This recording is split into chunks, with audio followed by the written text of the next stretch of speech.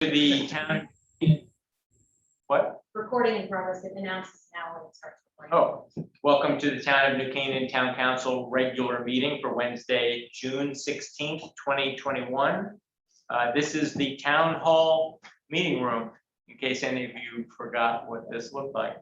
And it is 7:04, and this is also a virtual meeting, so I guess that makes it a hybrid meeting. To join our Zoom meeting, boy, there's a big, long link, and that's to be found on the town website, newcanaan.info. So if you want to join us by Zoom and participate in the chat window and want to address the town council, you can do so through Zoom. The meeting ID is 842-1004-6647, and the passcode is 532384. And with that, we'll begin with the Pledge of Allegiance. So all rise while I welcome Cub Scout Troop 70 to lead the Pledge of Allegiance. I believe we have come forward, and I believe we have John Groskell, who is in the 4th grade, and Jack Walsh, who's in kindergarten. You can come up right up here to the front where they can see you on the camera. And yeah, well, over here. That way you're not too close to the camera. So you just stand right in front of us. See the camera? Look at the camera. And that's the camera right behind, right in front of the clock. And I guess we should turn to the right and face the flag. So let's do that. And would you like to lead us? Okay. I pledge allegiance to the United States of America and to the republic for which it stands, one nation, under God, indivisible, with liberty and justice for all. Thank you. You may all take your seats. If you would like to, I know you have your mask, but if you would like to tell us about Troop 70 and the Cub Scouts, that would be great. I really like You can take that off if you want. Track 70 is a really good track. Like we do lots of hikes usually, like just overall fun. We do campouts usually, twice a year usually. Camp out twice a year. Yeah. Maybe you got one coming up this summer. Someone's backyard this weekend. Oh, a few backyards this weekend. There you Yeah, go. That's good to start a little slower. yeah, like we have done like campouts in the past years before COVID, but Uh-huh. Yeah. And how long have you been a scout? since Wolf, Since Wolf? Excellent. really get to use it. 3 years ago. And I see you have a bear, a wolf, and a bobcat patch. And what is and God and me, so what is the meaning of any of these patches? And this is each year after you have kind of like graduated from level two, you have to like half of it. Uh-huh. And you have to if they votes for tiger, wolf, bear, and then we votes the arrow, and on arrow. That's it, actually, there, but we got like a tax fee in front of. Got like 2 days ago, so. Good for you. To be added. Would you like to tell us about scouting? Or are you good? You want to tell us? Okay, It's great. it's great. We get to raise calls and camp out and you get to do a lot of You things. build fires? No fires yet. We'll work on that later. Mountain Cubs? And we have in the past. You have.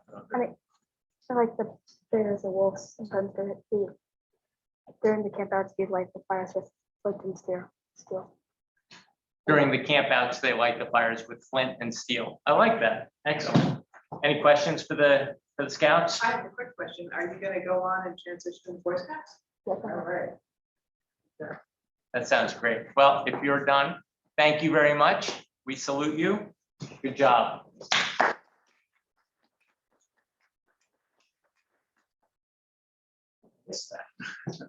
And now we'll take the roll call. Go ahead. Okay, I'd like everybody to pay attention tonight because it's not an alphabetical order. So It's been alphabetical order for 3.5 years. Pay attention. Penny Young. Not here. Steve Carl. Here. John Engel. Here. Sven Engel. Here. Christina Ross. Here. Tom Butterworth. Here. Liz Donovan. Here. Rich Townsend. Here. Mike Morrow. Robin Bates Mason. Here. Mark Jimsky. Maria Naughton. Here. Okay, I believe we have a quorum. Excellent. The meeting is called to order. First on our agenda is public comments. Members of the public are welcome to speak to the town council on agenda topics scheduled for review and or vote. Speakers are requested to provide their name and street address, and comments will be limited to 2 or 3 minutes, subject to the total number of speakers. Tucker asked me whether we would, as policy, take comments from people not in the room. And I said, I thought that the town council wanted to encourage public participation, but it's not entirely my decision. So does anybody have a comment that they want to make on what the rules should be going forward on such hybrid meetings? I don't see why we wouldn't. I mean, if we do want to encourage participation, a lot of times people, this is the only way they can participate is. remotely. So why would we want to suppress that? At least for the foreseeable future. I mean, maybe not a year from now, but gosh, for the next 4 to 6 months, absolutely. So I asked Tucker if she could handle it, and she said yes. And then I asked whether we would be able to hear and see the participants on the screen. And she said we would. So I see 2 members of the media, I see 2 members of town hall departments, and I see Victor Alvarez. Did you want to address us, Victor? He's here, he's a. He's going to- All right, so he's not here to address us, he's gonna be known. Okay, so, and I see Bob Naughton, a member of the Board of Education. Okay, so I agree with both of you that we want to encourage participation. So, unless anyone objects, we're gonna take comments from the virtual world as well. Nobody wants to address us tonight, so we'll move right into projects, appropriations, and bond authorizations. Okay, I think, Linda, can you talk? Are you on? Yes, I'm on. Can you hear me?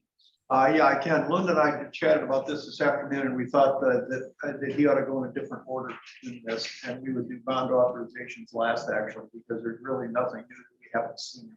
And as well as Tiger will be on if we have any questions on that, but there were some other things that were more interesting. So Linda, do you want to take over now? Because he has only a half hour here, 20 minutes more. Sure, and I apologize for not being in person. I am at my daughter's middle school promotion ceremony that starts shortly.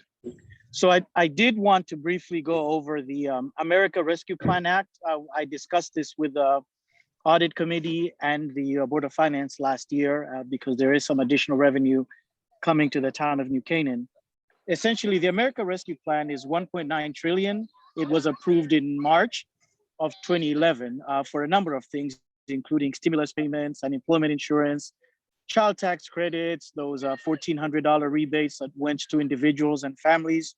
But of that 1.9 trillion, 350 billion was for state and local relief. They called it the State and Local Relief Fund. That 350 billion was distributed amongst the states, and the state of Connecticut received 4.3 billion of that. So each state had the ability to choose how they wanted to distribute their allocation within the state.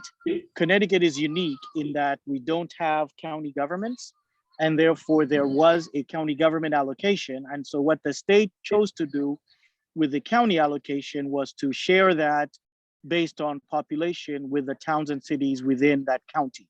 So as far as Fairfield County, New Canaan is 2% of Fairfield County, so we received 2% of that allocation. And so the total amounts that's coming to New Canaan is the portion that's distributed from the county appropriation is 3.9 million. The state directly coming to the town is 2 million for a total of 5.9 or $6 million in total. The state is choosing to distribute these in 2 installments, equally split. This is different than the reimbursements that we receive from FEMA.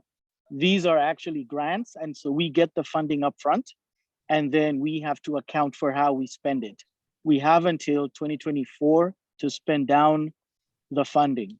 We did submit through the state. We had a deadline of last week to submit for the initial $3 million, the 50%. We anticipate receiving that before June 30th of this year. And the second installment, we should be getting 12 months after that. So in the next fiscal year 22, we would get that. And so they did provide some guidance in terms of what can the funds be used for. There are 5 categories. One is to support public health expenditures. And these are new expenses, not reimbursement for expenses that have been incurred. The goal is to provide that stimulus to the economy.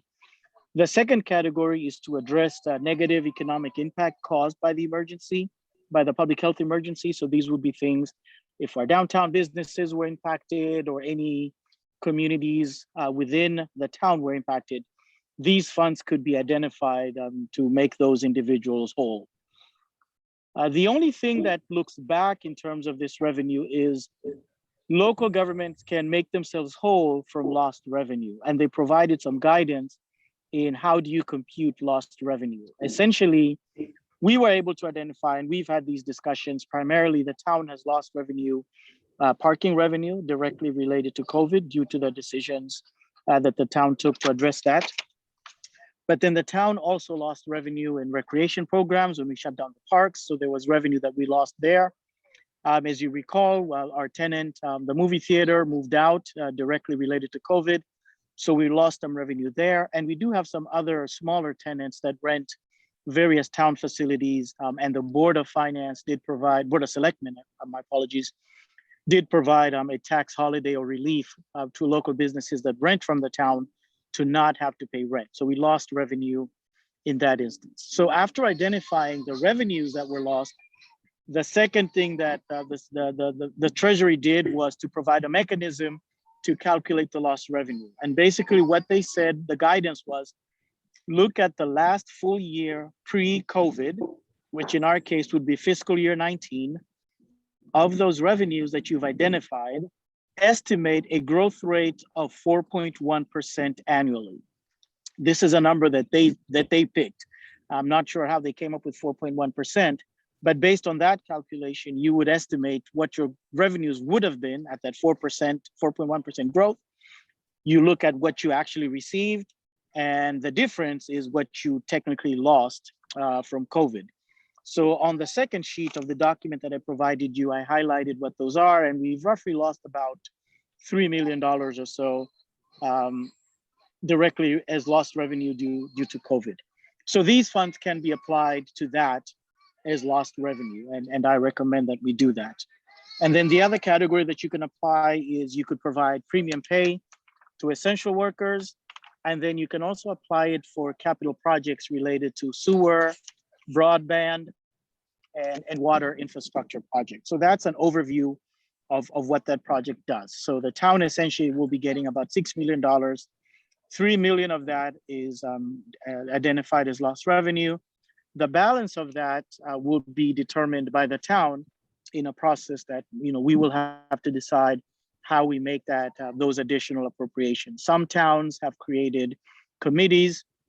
Some towns, their chambers of commerce have kind of initiated the process of identifying the losses within that business community and have itemized lists of items that they would like to be qualified for this reimbursement. But it is entirely up to the town to make that decisions. We're currently, it's still new. Various towns are doing, applying various processes to this, but we do have some time to figure that out. But I did want to share that with you as an update because this is fairly new. The state has received all the funding allocated as part of the state and local relief fund. And so they're just awaiting distribution of that first installment and the second installment. And I'd be happy to answer any questions at this time. I apologize for the background noise. Can I ask you to just talk about one more thing, Linda, and then everybody else can ask questions? And that is, could you just comment on where you think how you think we should use the money, given the constraints around it? Sure. So my recommendation would be to apply first to identify the lost revenue. We currently are about 3.1 million. I recently found out because in that lost revenue, I do not include interest lost investment income. And we recently got guidance that investment income is also included. We've got a hit, obviously, just because of what's happening with the markets. Last year, the town got about 1.1 million in investment income. This year, we're looking at investment income under 200,000. So we've lost about $1 million investment income in this year alone, not counting what we anticipate in FY22. So by adding that, based on the guidance, the town could identify about $4.5 to $4.5 million in investment income losses.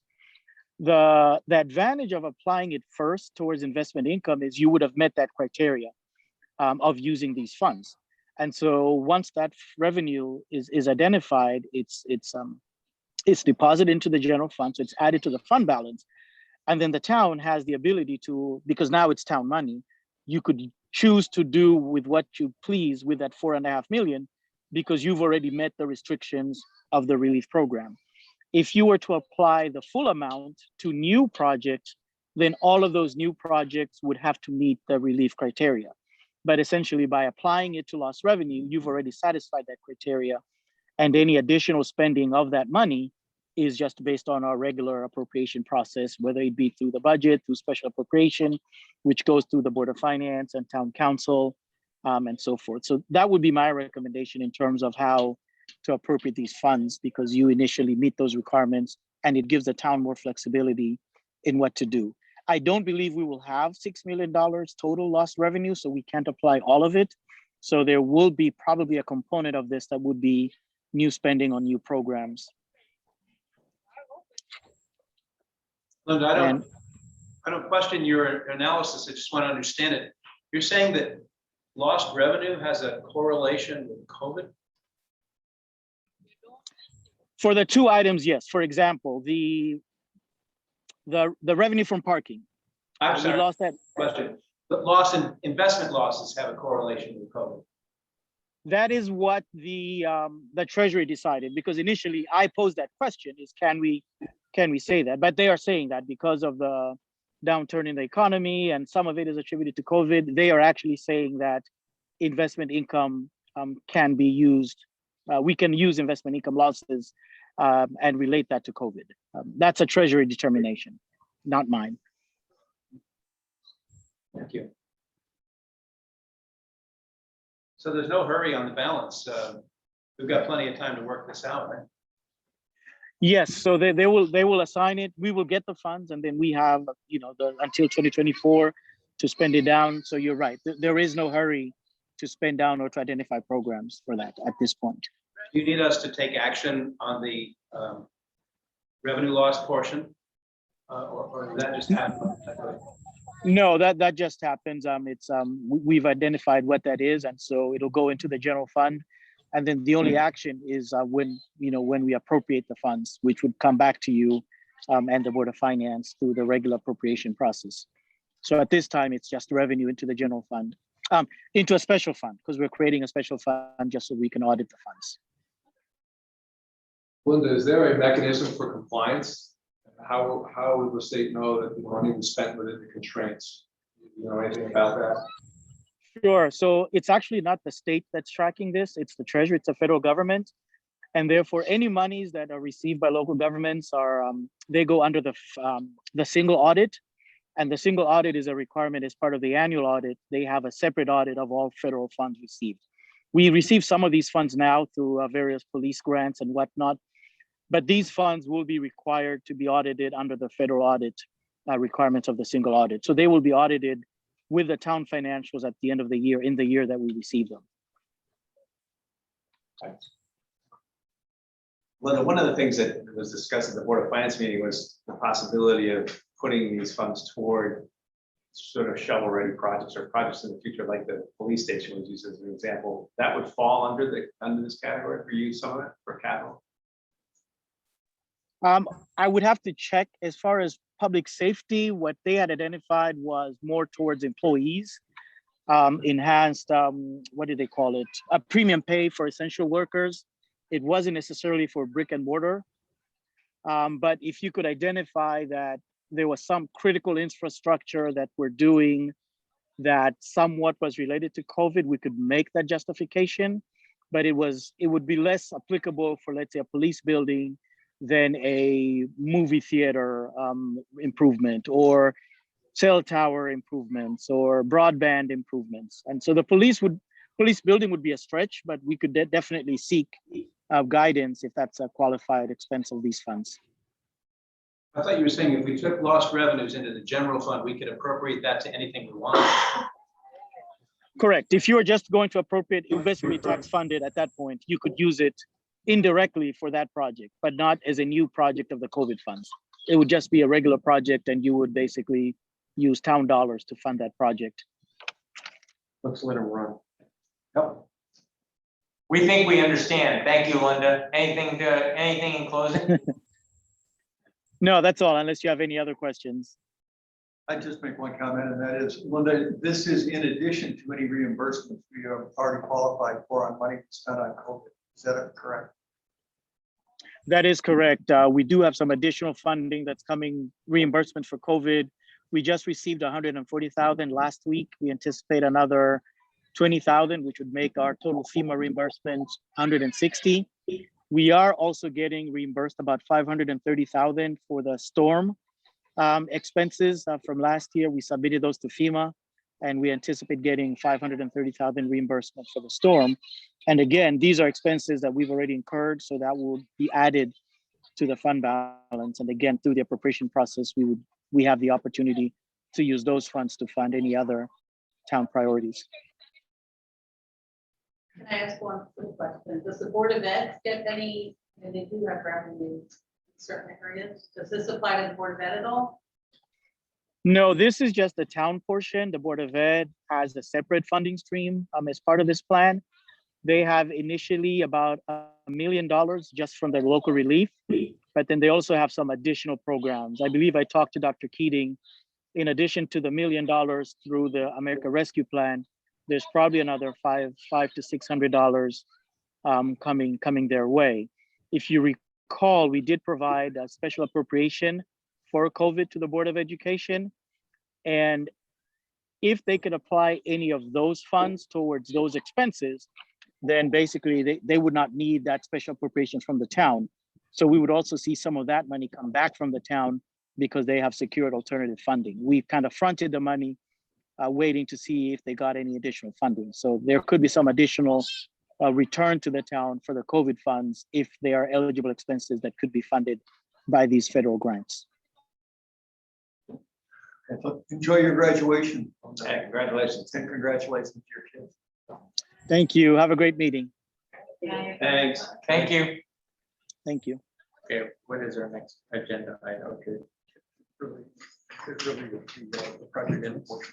Do you want to take us through?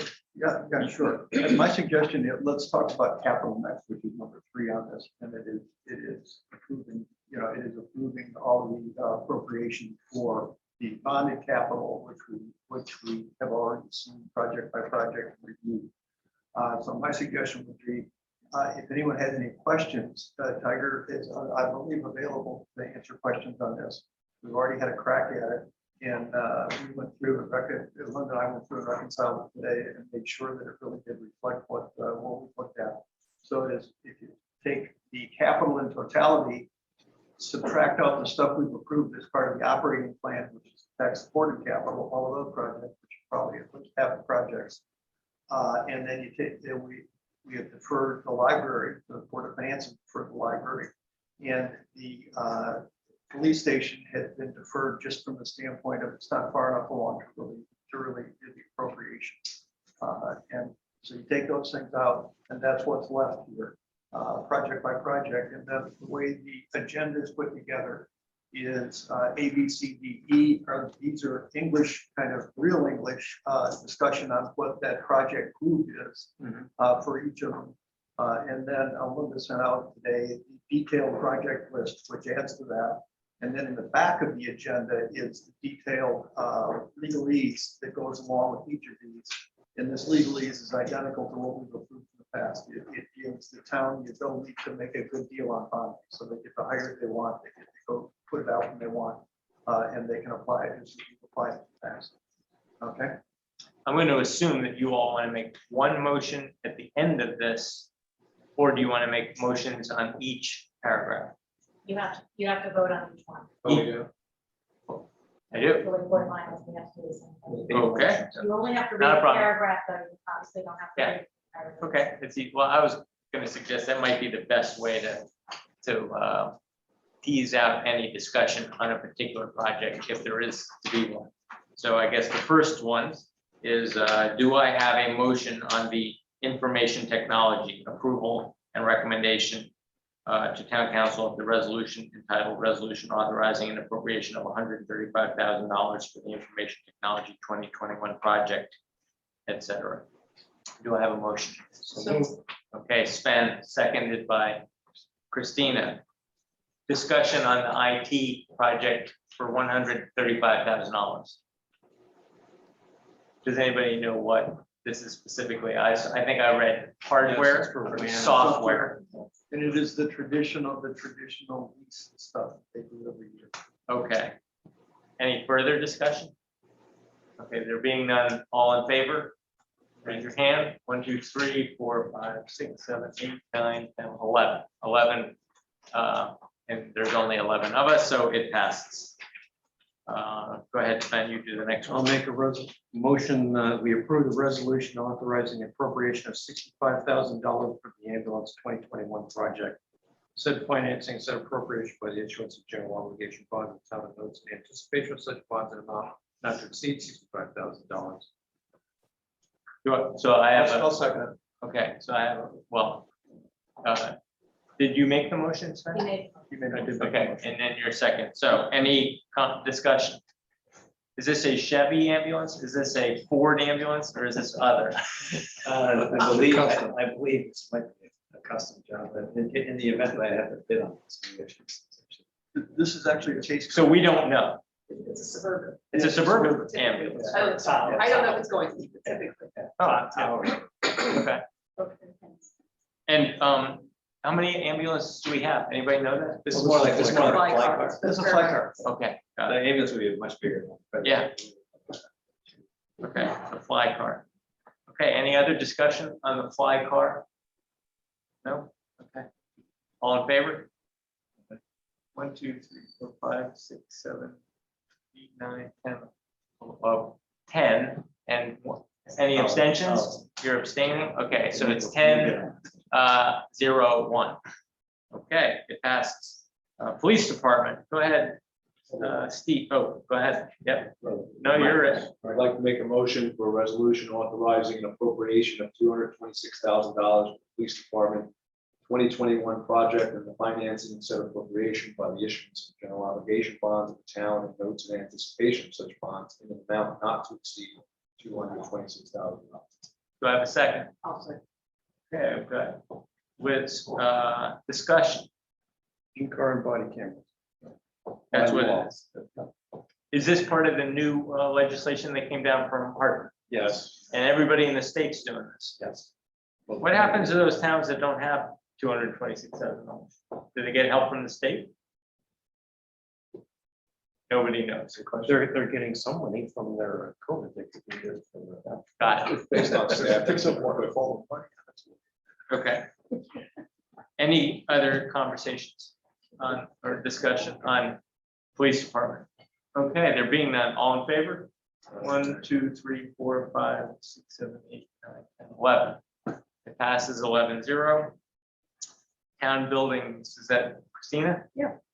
Approval and recommendation to the town council of the resolution entitled Resolution Authorizing an Appropriation of $1,300,400 for the DPW town buildings 2021 project and the financing of said appropriation by the issuance of a general obligation bond of the town and notes in anticipation of such bonds in the amount not to exceed $1,300,400. Do I have a second? Maria Naughton.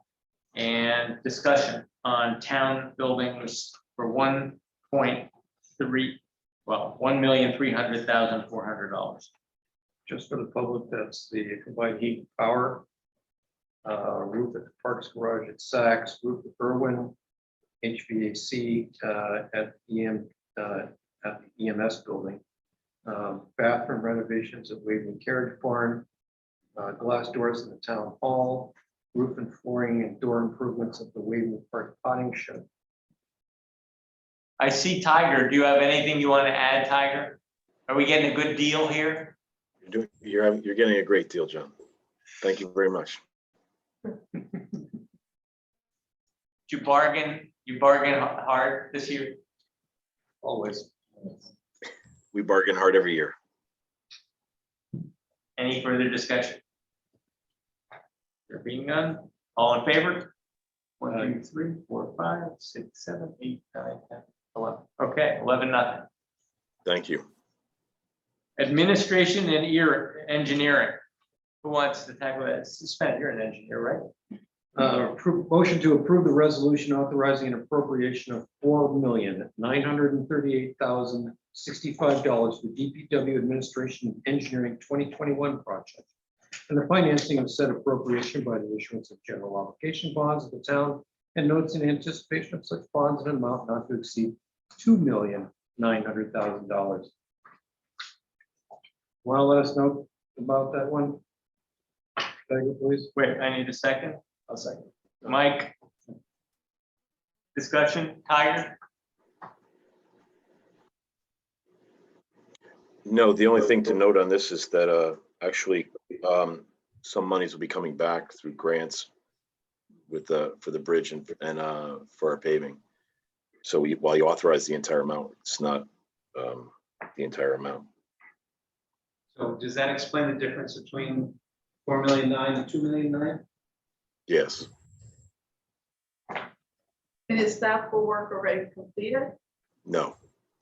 It's for construction of the Ponus Ridge Bridge, and then for our next year's paving program and for the sidewalk improvement program. So it's work to come, but it's an 80-20 split with the state and federal government for the bridge. And we received $438,000 in grants, LoCIP grant and a TAR grant from the state for our paving. The town was 80 and the state was 20? No, state and fed is 80. We're the 20. Good. 20. Anything That's a further? great deal. 80-20, that's a great deal. All in favor? 1, 2, 3, 4, 5, 6, 7, 8, 9, 10, 11. 11, nothing. It passes. Highway. Penny, why don't you take us down the highway? Okay, approval and recommendation. Thank you. Council for the resolution entitled Resolution Authorizing Appropriation of $560,000 for the DPW Highways to 2021 project and the financing of said appropriation by the issuance of general obligation bonds of the town and notes in anticipation of such bonds in an amount not to exceed $560,000. Do I have a second? Rich, okay, I have a second. Discussion. Anything I need to know about highway bond? Tiger? No, it's for equipment and then for a study of the salt shed. A study on the salt shed. Correct. And the end of at the conclusion of the study, we'll be in a position to build one or renovate one? No, we're in a position to know if it's feasible.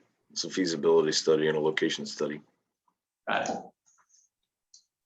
Okay, anything further? Okay, all in favor? 1, 2, 3, 4, 5, 6, 7, 8, 9, 10, 11. 11, nothing. It passes. Thank you. Next is parks. Who's doing parks? Approval and recommendations to town council resolution titled resolution authorizing appropriation of $891,000 for the DPW Parks 2021 project, the financing of said appropriation by issuance of general obligation bonds, the town and notes in anticipation of such bonds not to exceed $891,000. Do I have a second? With discussion on the parks, 891,000. No discussion. You want to read what it is? Yeah. Refurbishment and construction and reconstruction of athletic fields at Wavy Park as part of the NCAF master plan, irrigation upgrades, refurbishment of Bristow, field improvements, acquisition of a replacement backhoe loader, acquisition of a 10-foot front mower, acquisition of a replacement vehicle, including related fees. Okay. Any other discussion? All in favor? All right, 1, 2, 3, 4, 5, 6, 8, 9, 10, 11. It passes 11-0. Thank you. Victor Alvarez Combe, if you wanted to talk about money, you guys missed your calling. That's all we talk about lately here on town council. Money, money, money. I see that. I'm impressed. Schools. Tom Butterworth. Resolution, I move that we adopt a resolution authorizing an appropriation of $1,365,734 for the school's 2021 project and the financing of said appropriation by the issuance of general obligation bonds of the town and notes in anticipation of such bonds in an amount not to exceed $1,365,734. Do I have a second? Maria. Discussion. Parking lot renovation at each school, replacement of 2 boilers at South, renovation at the parking lots at West, repaving parking lots at Buchanan High, replacement of 2 boilers at Saks, etc. These engineering, yada, yada. Got it. Is there a roof in there? No, sir. We already did that last one. High school roof. Right. Yeah. Way too little money for doing a roof. Okay, we already did the roof. Any other discussion? Nope. Okay, all in favor? 1, 2, 3, 4, 5, 6, 7, 8, 9, 10, 11. 11-0. It passes. Tucker. And emergency management, Maria? Make a motion for emergency management approval and recommendation to town council of the resolution entitled resolution authorizing appropriation of $197,011 for the emergency management 2021 project and the financing of said appropriation by the issuance of general obligation bonds of the town and notes in anticipation of such bonds in an amount not to exceed $197,011. Do I have a second? Liz? Discussion. What's it for? That's for the annual update agreement on the Motorola hardware and software. Are we getting a whip antenna somewhere on Ponus Ridge? Mr. First Selectman? Is that part, we have an emergency management antenna going up, right? Yes, Plan, that's not one, yeah, that's not part of this, but buying all these radios, then they'll have something to talk to. it's maintaining the existing 5 locations. This is to maintain the existing 5 locations, got it. And then we're gonna add a 6th. Yes. Got it. Technically. Anything else? No. Okay, all in favor? All right, 1, 2, 3, 4, 5, 6, 7, 8, 9, 10, 11. Okay, it passes 11-0. Are those all of them, Tucker? Did I miss any? Nope. We're good? Are we up to the first selectmen's update? Are we foregoing financial update from Linda? Yeah, right? Yeah, Okay. Kevin, I gotta No, go. we can report. Well, I asked Rich if anybody wanted a financial update. He said, oh, I'll do it. And I figured Kevin can do it. So we can still do a financial update. While we talk about it, I can do it. It was on the numbers were on your tablet. They represented the same trend that we were talking through last time. And there's really no new news coming out of it. We're hitting exactly where we thought we were going to get for the year. Both revenue and expense. The 5-year capital budget is not for discussion, it's for information. 5-year plan? Yeah. Are you asking, are we I'm asking. discussing the 5-year plan? We're not planning on discussing, we don't get the vote up. Okay, so that's for information. Thank you. We can discuss it if you want. Yeah. Did you want to discuss the 5-year plan? As part of the financial update, or do you want to wait until Linda is here and I think we had can more wait for chance the to talk 5-year about it? capital plan until the fall. I think that's a good idea. Okay, so we'll make a note, Tucker, that we want to talk about the 5-year capital plan in the fall.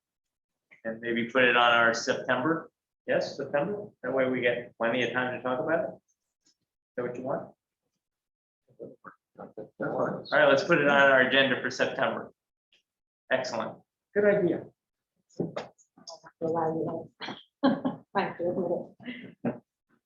Okay, then next is minutes, right? Minutes. Do I have a motion for the approval of the minutes for the May 17, 2021 special meeting and the May 19th, 2021 regular meeting? Can anybody remind? So do I have a second? Do I have a motion? So Christina's made the motion. Do I have a second? Steve will second it. Discussion, can anybody remind me, what did we do on our special meeting of May 17th? Referendum date now. Right, that was a 5-minute meeting to set up a date for the referendum, and then the May 19th regular. What happened then? Regular. Housing Authority. Yes, Is that about the Playhouse Theater? Playhouse Theater roof, yep, High school High roof. school roof. high school roof. Financial update? Recording in progress. So you're happy with those minutes? Hang on. That's what Chris said wasn't gonna happen.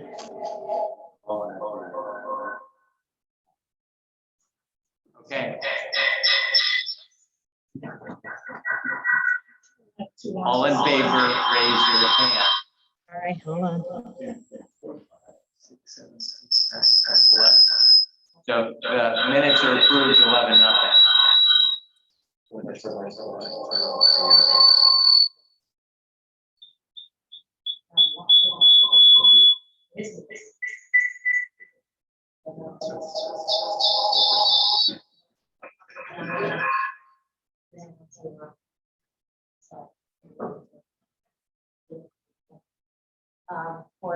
You can give your address here if that doesn't work. Yep. We went through it today, I'm not sure why. You want to grab that mic? Sit here. Okay, next on our agenda is the first selectman's update.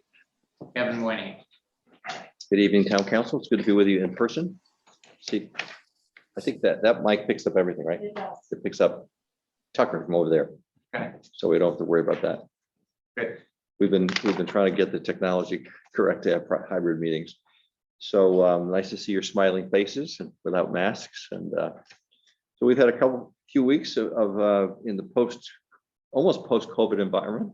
We had a great Memorial Day parade. We had a great high school graduation today and a parade for the high school graduates. We're looking forward to a great family fourth coming up on July 3rd. We stopped the weekly call outs a couple weeks ago. As you know, we stepped down the vaccinations last week. We have record levels of vaccination in New Canaan. Our 65-year-old population and over is at 99.5%. Our 15 to 45 is at 93%, highest in Fairfield County, second highest in Connecticut. And we have our 45 to 64-year-olds are at 85%. And we have the highest in Fairfield County for the total population, 73%. I don't think those numbers include last week's vaccinations. We've done a great job with vaccinations, thanks to our health department and a lot of volunteers, doctors and others who volunteered to give vaccination shots. And we have basically zero transmission within the schools. Schools will conclude on a great note. And also I don't think we've had a case this week. So last week we had one. So that's all great news. So we're pretty much back to normal. And we ask questions in the middle or wait till the end? want to ask a question about COVID? Go ahead. So as part of COVID, we revved up our health department and moved them to the Vine Cottage. And I just wondered, what does revving up mean? Did we increase the staffing? Did we increase the footprint? Is it the health department's intention or your intention to leave the health department permanently in the Vine Cottage? Or Well, we moved the health department out of the basement of this building to have people spread out for COVID purposes. Right. We have an extra nurse who is, we have for 2 years under a state grant, part-time nurse. And then we have the health department staff, which does the restaurants inspections and the septic inspections and a lot of the, they inspect everything. The pools and everything else. They will move back to town hall, The whole department. maybe by Labor Day.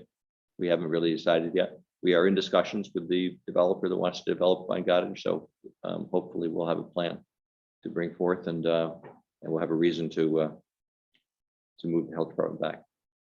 We definitely plan to vacate the building. Got it. Okay. So otherwise, on our capital projects, the solar has been installed fully at West School, but not yet activated. I got a great shot of the installation there this afternoon. We've issued the contract, awarded the contract for the CHP at Saks. We've just applied for Xerexes for the high school. The high school roof will start this week. And we will do solar in 2 locations, one of which will be to power the lights at Dunning Field, which is a town expense and not a board ed expense. But we're going to generate electricity for that purpose. We're working on combined heat and power for both this building and Lapham Center, which would include the lights at Water Tower Fields, which costs us $30,000 a year to operate. And we're looking to offset that expense largely. And They're so already LED. they are probably LED. Dunning Field lights, Dunning Field lights are not. And we're going to replace the Dunning Field lights at some point. But even with LED, I mean, we run those lights a lot and they're expensive to operate. Playhouse, we are working, we got a consultant's report back on, we have more renovations, upgrades to do with the Playhouse than we expected to be able to reopen it. We continue our discussions with operators and we will be hopefully coming to the Board of Finance in July with a request for an appropriation on the Playhouse renovations in connection with a plan for new operator. And so what's the date on that? When you think? July for the Board of Finance, and it'll probably take 4 to 5 months to complete the renovations. So we're looking to at a So people who ask us, when are we going to actually start to see movies in the Playhouse? They should not expect anything for 4 to 5 months. correct. Okay. Correct. The Police Department Building Committee has looked at, as you've read, a plan for renovation of the existing building. We will have further consultants' reports on the integrity of that building for July. And we will have a price tag on that. And simultaneously, we have a couple locations we've been looking at as alternative locations to build a new building. We will also come forth in July with those. It was reported that we would find that out on July 8th, which seemed very specific. Is that? That's the next, the building, Police Department Building Committee meets monthly. That's their next meeting, although I think it's unlikely we're gonna have that for that meeting. That's another topic. But sometime in July. Yes. We'll probably burn. Okay. Right. And then the Soundview Lane cell tower is under construction. We are moving forward on the engineering work and lease agreements with carriers for the Ponus Ridge Public Safety Tower and cell tower, and hope to have that to the siting council by the end of the summer. When is, for people who want to know when they're going to actually see service from either Soundview or Bonus, what's your best guess? Soundview should be operational by September, October. September, October for the first. And I would think it's going to take until next spring to get approval for the and construction beginning at Ponus Ridge. Okay. And then we will be back with a couple other cell tower proposals No doubt. later in the summer.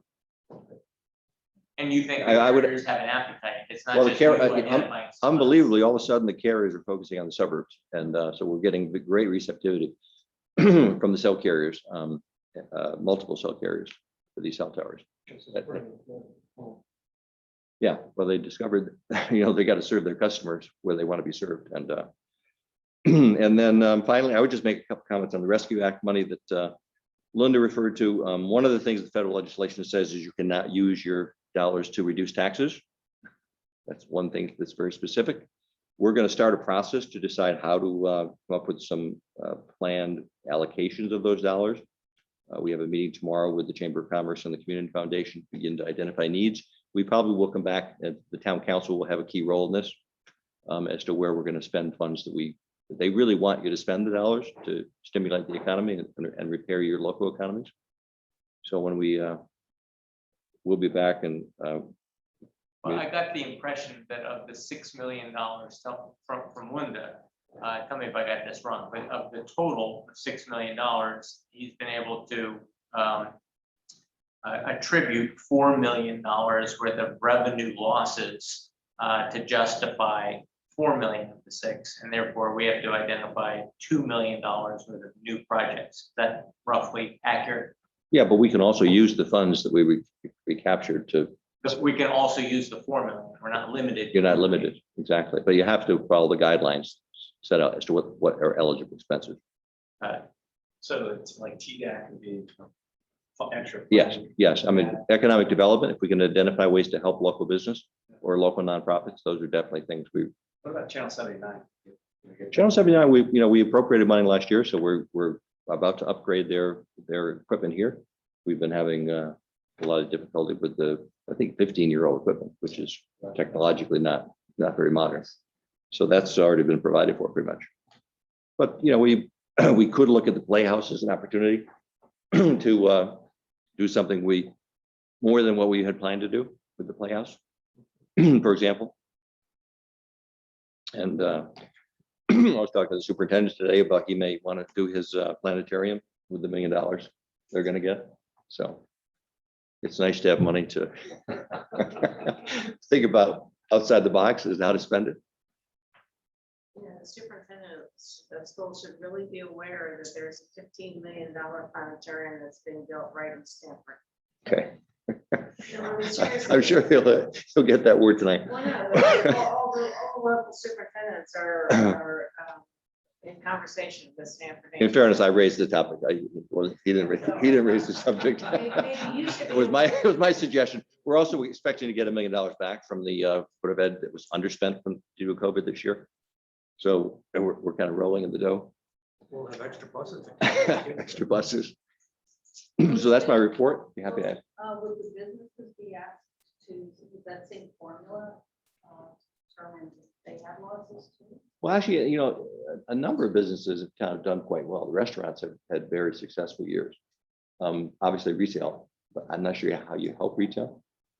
We have a meeting in the morning with the Commercial brokers? commercial brokers to talk about how we can help further downtown.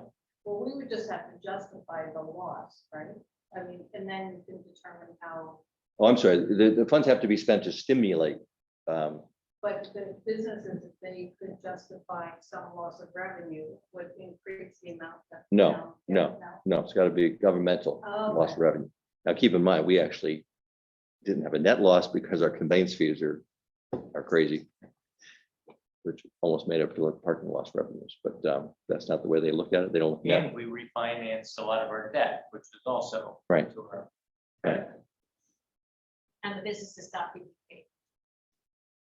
The business got BPP, and also the nonprofits are probably the ones we're going to focus on, because some of the nonprofits were banged up pretty badly. Kevin, can you comment on the train at all? Oh, thank you. So as you noticed, the Metro North just is restoring some trains next Monday for the New Haven line and the Westchester line, what is it called? But they haven't given anything back to New Canaan branch, nor do they plan to for the August Labor Day restoration. They are adding some express trains over to Fairfield. And on the other hand, they did emphasize that they have been doing great things during the COVID period, but finishing the catenary lines replacing them, including on the New Canaan branch, which will be good for train speeds. And also they've positive train controls now fully installed. So that may help us with our plan to go back and ask for relief on the train horns on the branch, because positive train. That could be a way to stimulate our economy. is Right. To speed up our commute, to be able to tell the world that we have a shorter commute to New York. I think that could be a good long-term investment. But we need to, Commissioner Giuletti, who's worked for Metro North in his career as a train man, really at the press conference the other day, they get what they need to do.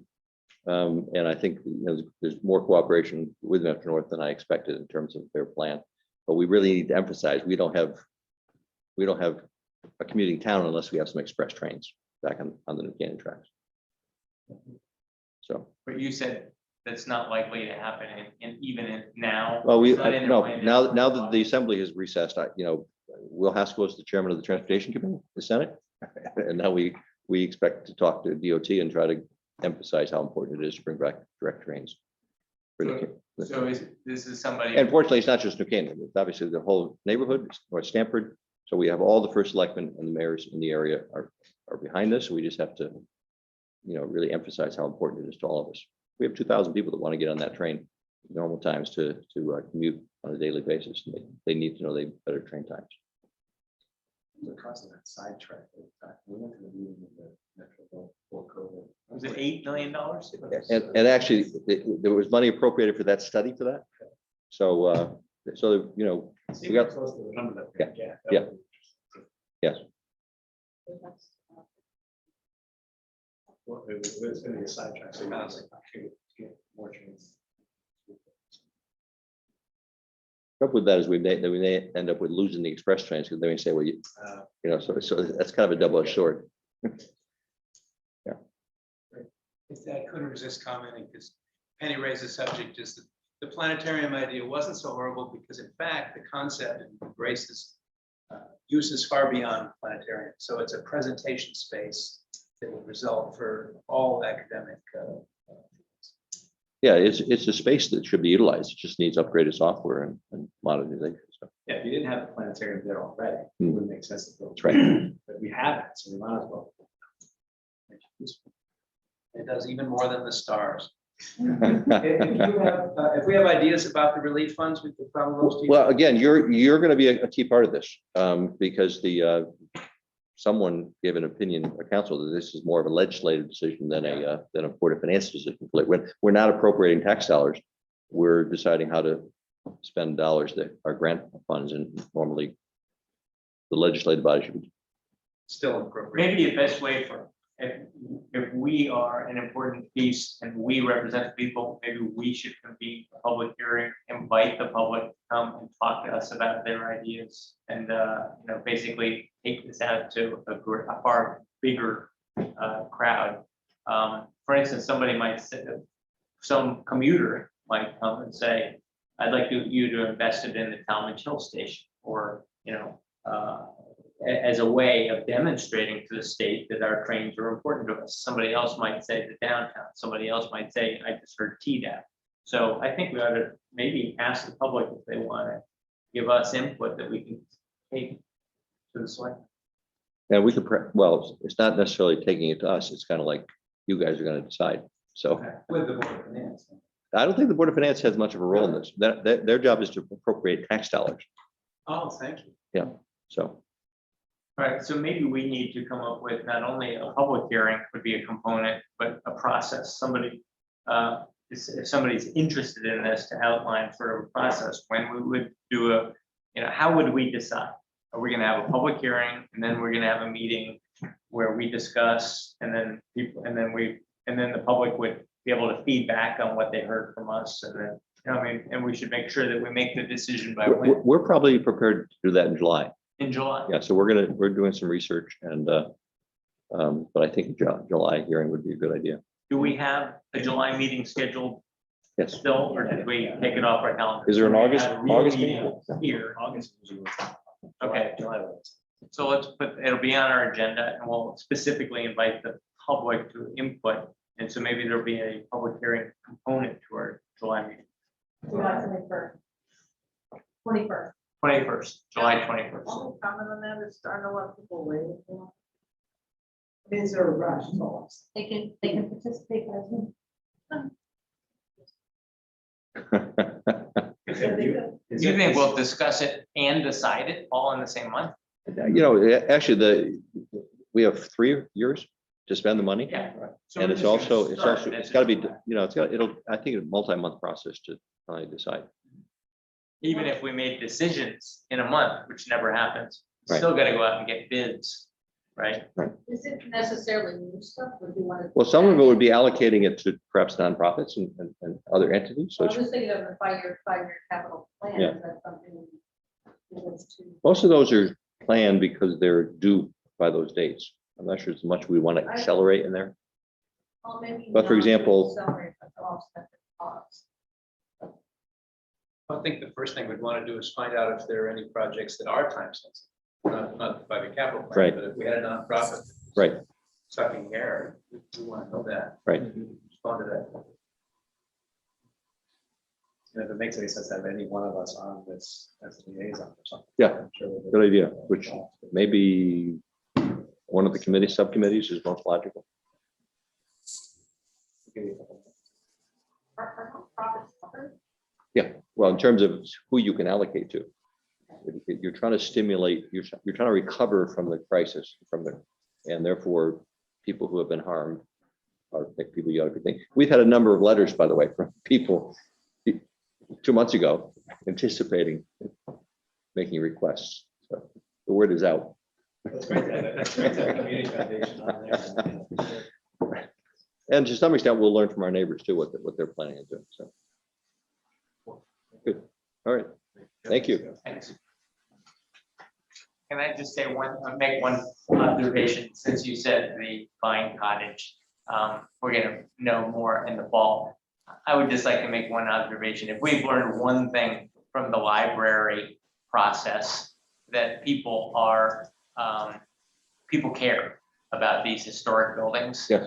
And we're gonna have a really transparent process, and we're gonna have lots of public input if we're going to make any decisions with regard to the Vine Cottage. I don't want to find ourselves in the same position that the library is now, where we're accused of rushing. Right, to a decision. no, but the plan is for that developer to maintain that building and expand it. Maintain the front of the I building. think a lot of the public who have come back, who have reflected to me said, what plan? Where can I read it? How do I know? When did you discuss this Right. in public? That a developer, which developer? I know there was an RFP, but we've never seen it. That we've never seen the response to the RFP. It's not a public document. So none of us on the town council and the public haven't seen the result of that RFP. May I promise you. may I just say Well, something? keep in mind, one of the, well, there you go, go ahead. Historically, the town council has stated the parameters by which the first selectman or the board of selectmen can advertise property for sale of town property. And the example is downstairs in the town clerk's office, in the records, when we sold the telephone building on Main Street. So the process by which the board of selectmen has put this advertisement forward without the consultations of the town council is not logical, and it's not in keeping with the way in which the town council is acted. Well, it's consistent with the charter and the state statutes, so we can talk about that. I just want to point out, it's another hot button building, so we have to tread carefully. Because there's a lot of opinions about it. Right, okay. Okay. And Kevin, one thing before you go, this is our first meeting back in the building. And, public and the council, I think, owes you a debt of gratitude for leading us in COVID, because now that we're out of it, we got out the other side of it, but going through it was. It was an very experience. trying. It was an experience. Very trying. Thank It's you. not what you signed up for. No. And, the town became owes you a debt of gratitude. Thank you, I appreciate that. Everything you did to get us through this. Thank you. Thank you. Yeah.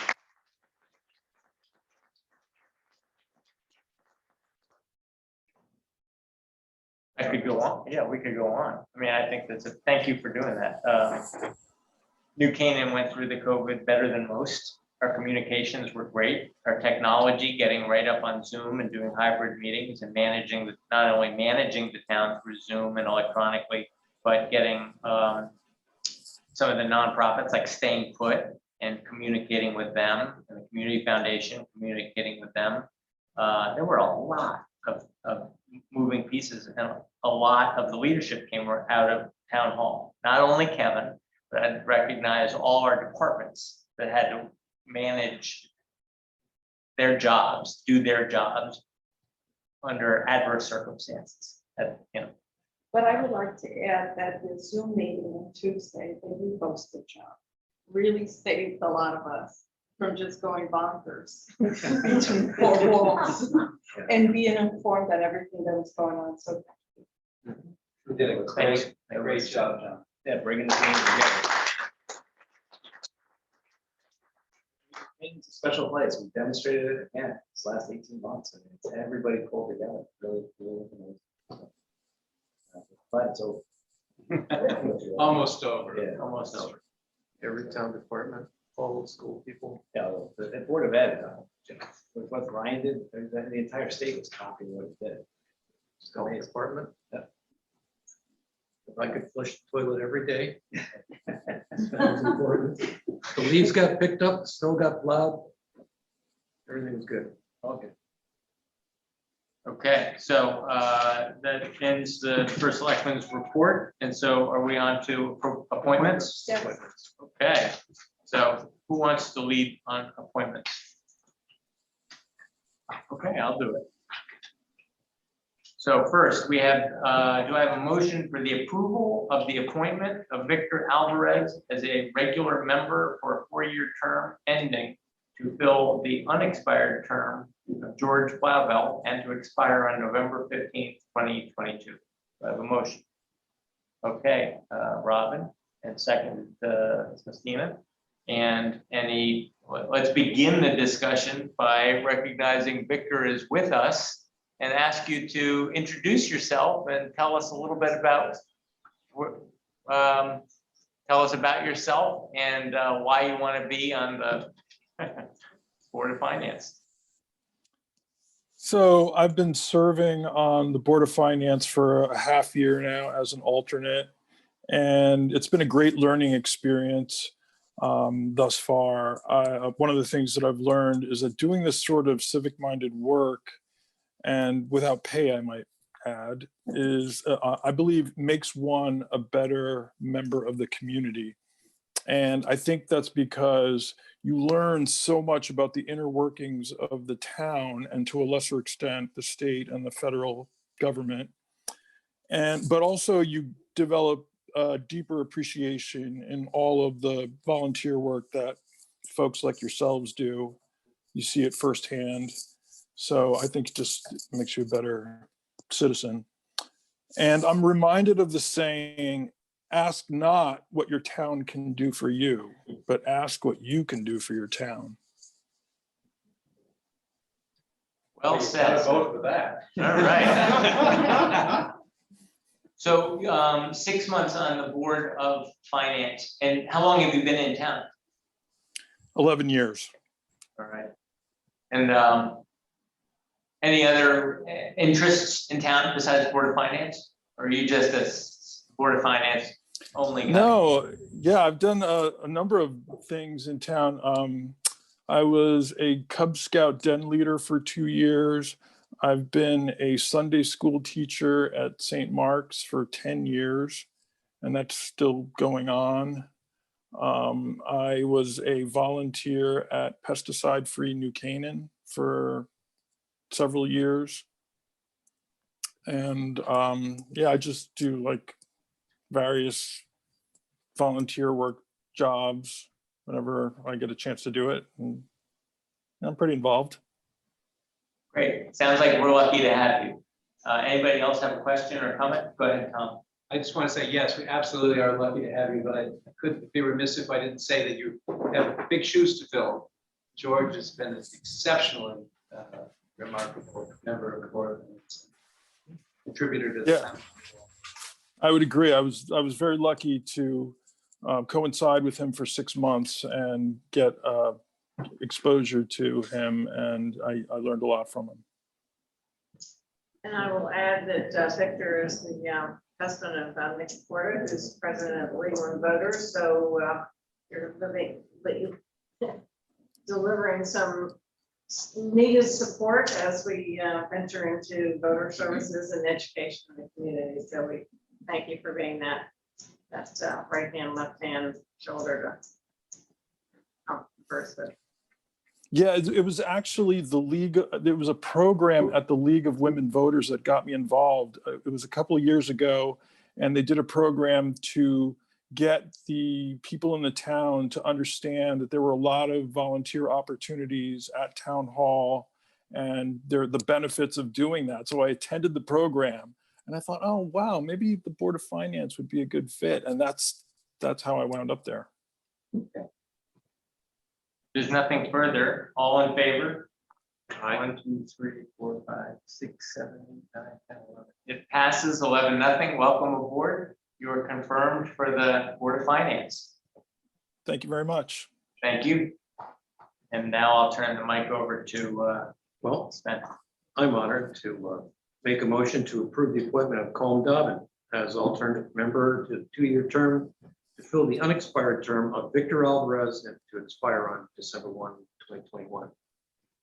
Thanks, Colm. Thank you. I think right here, This one. okay, the One. where the conference phone is. Well, thank you all for inviting me. And in terms of why I'm interested, I've been on the Wetlands Commission now for, I think it's 16 years. I'm not sure exactly the year I got on there, but it's been quite a while. And I think most of you know I ran for town council twice. And then when George let me know that he was going to be leaving New Canaan, he actually approached me and suggested that I put myself forward for consideration.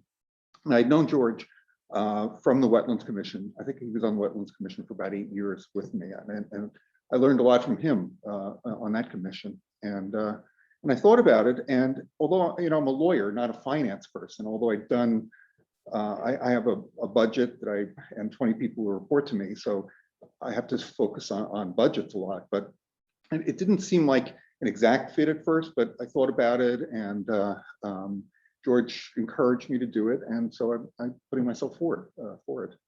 I'm a 28-year resident of New Canaan. I've got 2 kids in their 20s, former kids, I guess, 28 and soon to be 26. They grew up here. I was involved a lot in sports and other activities when the kids were growing up. I've been a corporate lawyer for 37 years, and I'm about to retire at the end of this year. So I'll have a lot of time on my hands. And people have said to me, you need something to keep yourself busy. So I thought it was a good fit. And I expect to learn, just as I learned on the Wetlands Commission and other things. I think it's a good thing to come in as an alternate and learn the processes. So that's about it. Certainly not a pain, that's for sure. I've been around a while. I'll second. You made the motion, and Liz has made the second. Okay, Chuck? Thank you. Any other discussion or questions? Oh, I'm sorry we missed you twice to be on town council. I enjoyed the run, notwithstanding the results. It was good again to you and know Rich and you under the tent in the rain one year. Yeah, I think we're lucky to have you. I will comment that the relationship between the town council and the Board of Finance has not always been the same. Sometimes it's been rocky, and sometimes it's been smooth. Right now, it's relatively smooth. I think one of the reasons that it's smooth is we're learning to stay in our lane. I know that we, on the town council, have a lot of opinions about money because we appropriate, because we vote for the appropriations. And so sometimes we like to say, we like to tell the Board of Finance, how we think it ought to go. An example of that would be when we wanted to set the taxation rate, right? Set the assumption, and the assumption was at like 98, and we said we think it should be 99, and they said it should be 98.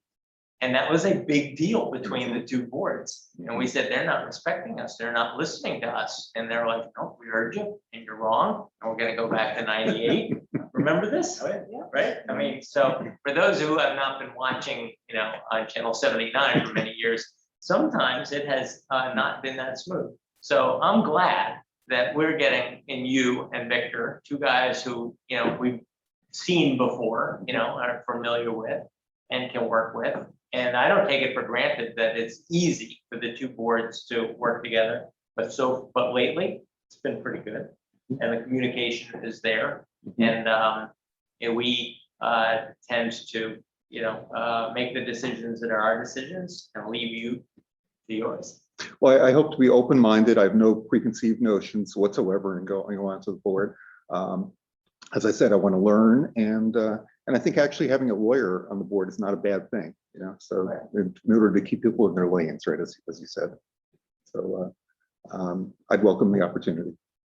Yeah, I think a lot of that collegial partnership stems from leadership. I think, John, you've done a great job, but top out Gary has been, I think, one of the best leaders the Board of Finance the kids ever had. He is just been amazing. He listens, he's this board, and they've done a lot of work. With that. So you're joining a great team. Yeah. Great team. Thank you. You can go back to them and tell them 99, that's what we want, 99. I think we're done with that, at least for now.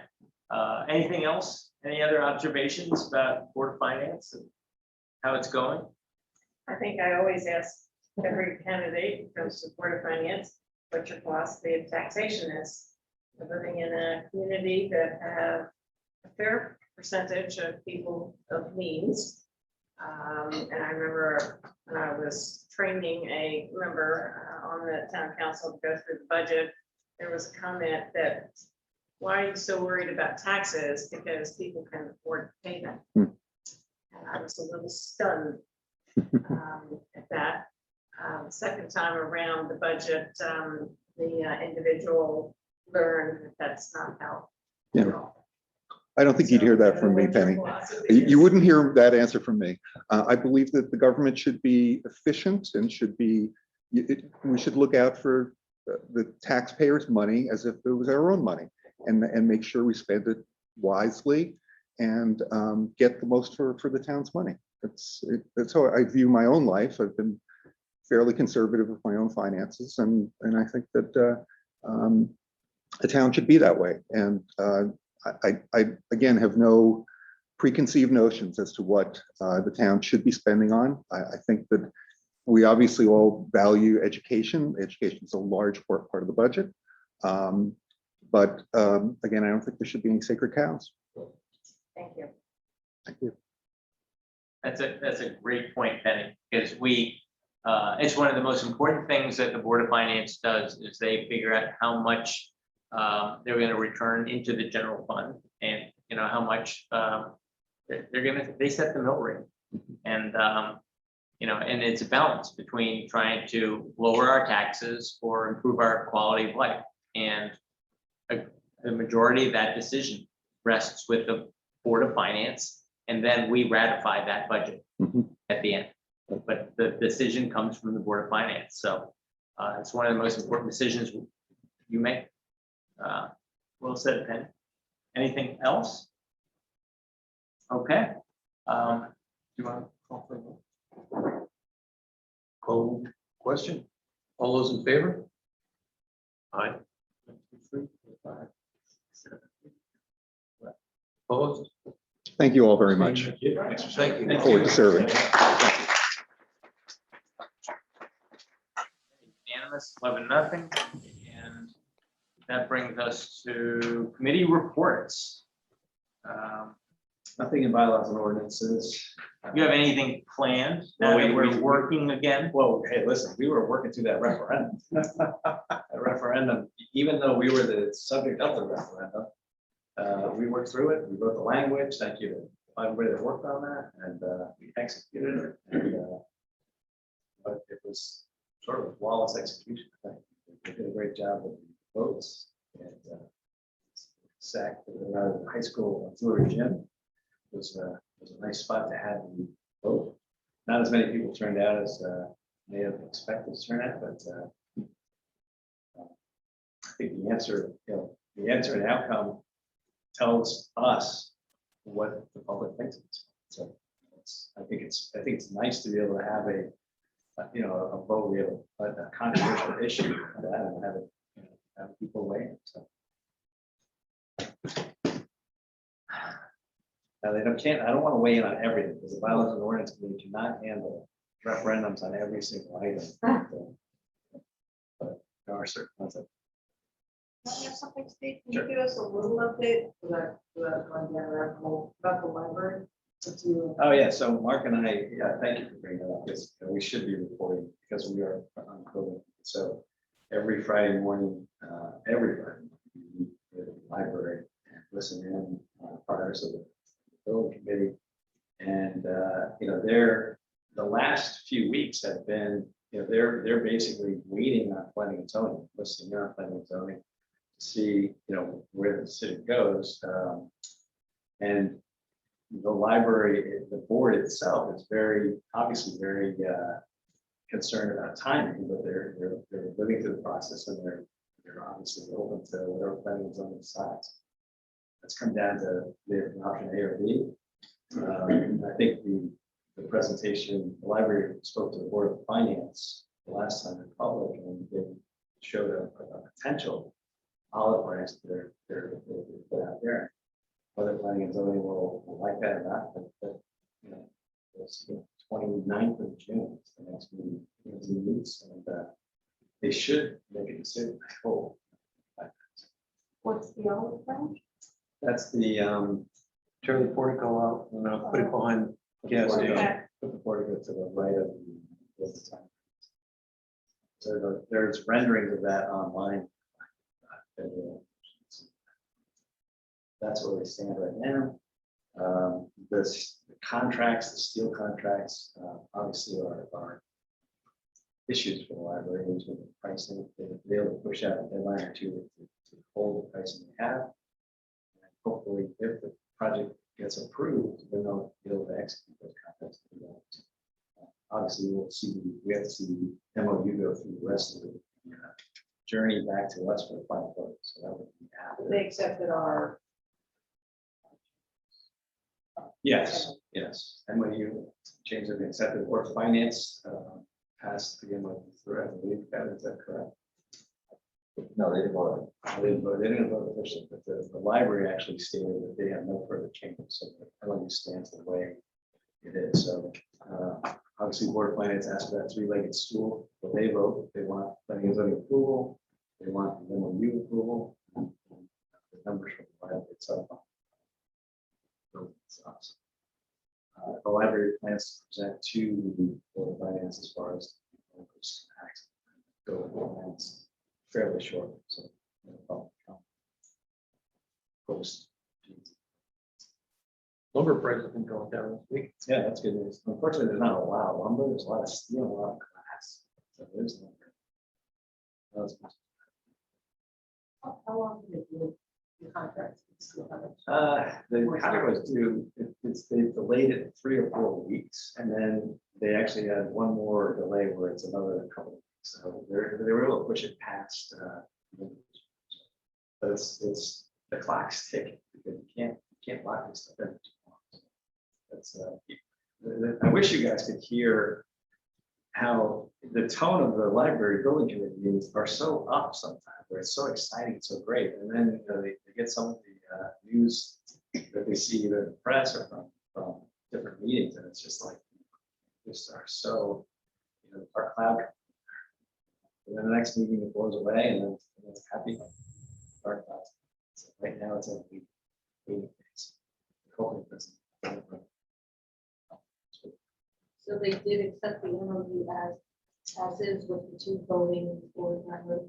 Right, yeah, exactly. So the MOU we constructed at the council passed the Board of Finance, the library at the Board of Finance meeting said they accepted there's no change. They green lit, it's ready. So really that stool is being it's pretty solid. They've got the numbers for the Board of Finance, the numbers on the building. They've got the MOU, they need approval, obviously, and then the P&Z approval. So once those three things are in Board of Finance, they'll be able to push through. So maybe, if we're lucky, you might see August as late August as the start.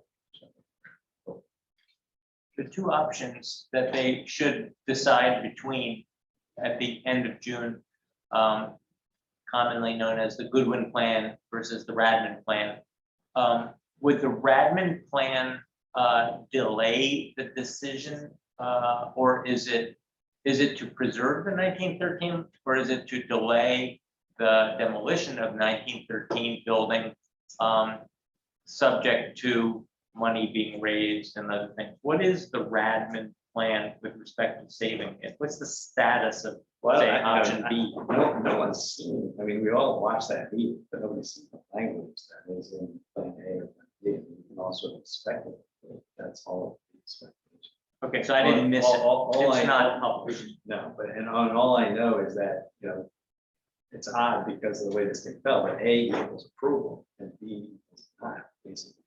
So the project will die if it's option B. So the library board's already stated that, stated that for finance meeting that there's no way that it can work. So it's at least now we're at the precipice. It's either going to get approved or it's not. So it's kind of easy. It's a yes or no, basically. So that's. Can I ask you a question about that? Because, and I don't want to answer this because the library doesn't answer either, but I don't understand why he said we don't get any money. I just don't understand it. I just don't understand it. And maybe everybody else does, because everybody seems to accept it. I think because that Plan B involves moving, it would be moving the building around or integrating the building somehow into a plan that would be way too costly. We looked at those numbers and we just can't. And I'm not going to go into everything. No, I don't, it's not appropriate, but if I understand the problem, I mean, if there is anything besides going ahead with the current plan with the green, there's no deal. There's nothing, right? I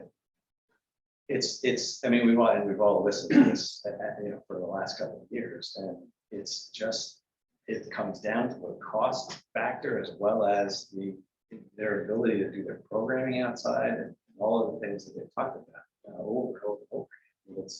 It's the Plan B trying to figure out how to move the 1913 building and slide it over on the property or integrate just that part of it. They talked about that during the meeting. They talked about moving both buildings somehow on the property to move them out of the way of the integrated building. None of that stuff makes, there's no way you can do that. There's no way. I've worked at it too many times. It's an impossibility. So Maybe a number of years ago. Yeah. The more important point is that, as I understand, neither A nor B would sustain the building in situ. No, that's not true. Well, no, that's The not, wording was commemorate or preserve. well, Penny, and again, I don't want to get into the weeds. I watched it but last the night. meeting that I watched at Planning and Zoning under at least they adjourned the meeting. Now this may change, but option B, what included moving either one or two buildings. Maybe that's changed, but the institute part of it looked as though it wasn't included in any building. but I think the key thing is, I think a lot of people are saying, whatever planning and zoning decides, right, let's support that. We can't put the construction of a new library at risk. It seems to me that a lot of people, including myself, who have been strong supporters of preserving the old library, have said from day one, but not at the expense of losing the new building. And I think when you look at the popularity rating of people that would be willing to risk losing the new building, it's very, very low. And so I think the people that are considering challenging if the P&Z opinion doesn't come out their way, and considering challenging that in court, I think we all need to tell our friends that is not good for the town. That's not the way we should go. Yeah, and you'll recall during one of the second plannings of the meeting, we discussed the decision by a legislative body in the state of Connecticut. They asked the attorneys point blank, has anything like this ever been overturned? The answer had the answer right away, it was no, but a delay is not a good thing for anyone. It's, there's no way the brain makes any sense. For the town. Just, we all have to live with A, or we all have to live with B. That's it. That's why we have this process, and that's what we'll have to live with. If it comes out as B, it is what it is. It's A. It also is what it is. You really have to accept either the A or B. And hopefully we can all move on after the decision is made, because none of us get everything in life that we want. And accepting failure is part of life. I don't know. I fail 75% of the time. My wife reminds me of that all the time. I am perfectly fine failing. I just get back up, dust myself off, and off I go again. So, And thank her. yeah, and thank her for reminding me. And that was a lot for while I was working. And Mark's not even here to fill in some of the air. But Mark has attended every one of those meetings with me, and he has been a really great person to have bounce ideas off of, and he's done an amazing job. So I know he's not here. But hats off all the words. Those meetings are, the shortest meeting is 90 minutes. It usually goes 2 hours every Friday morning. So it's a commitment. But they're doing a great job. Thank you, Steve. Thank you. But they're doing a great job. It's amazing the amount of hours, quality of people on the building.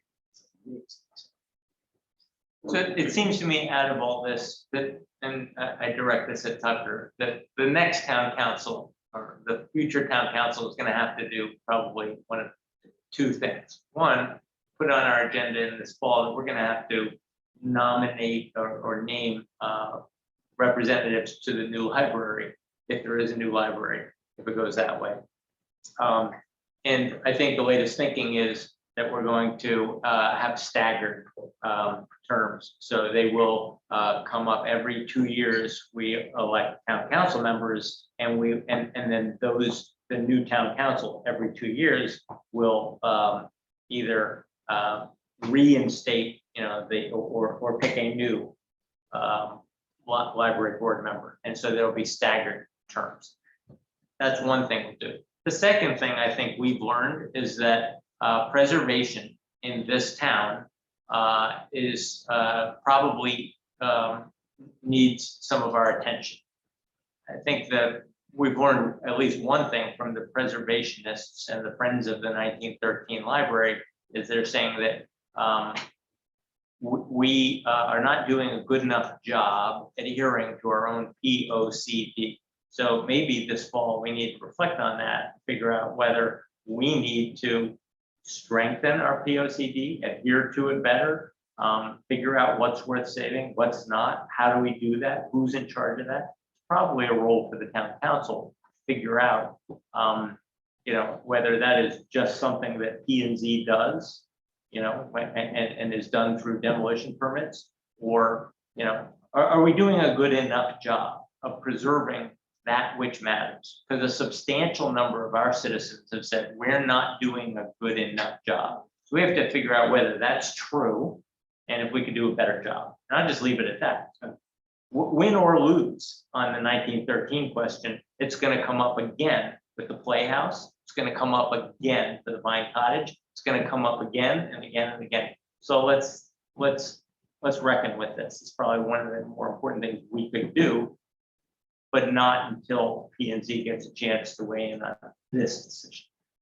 But P&Z right behind that will be probably worrying about the St. Mark's, lawn, and they're going to worry about a new police station or the moving of a police station. So we probably have some work to do to address this important question. Can I ask you a question on that? Because if we've looked at this question, we've said we need to stay in our lane, the P&Z. And if I was to say what my understanding of P&Z is they're in charge. They wrote the plan of planning and development, and they're in charge of adhering to it. The fact that they don't seem to be adhering to it is an issue, but I don't know what the solution is. I don't think that the POCD is entirely an instrument of the P&Z. So No, remember, it's a state mandate. But remember, plan POCD, there is a D in there. Everybody forgets about that.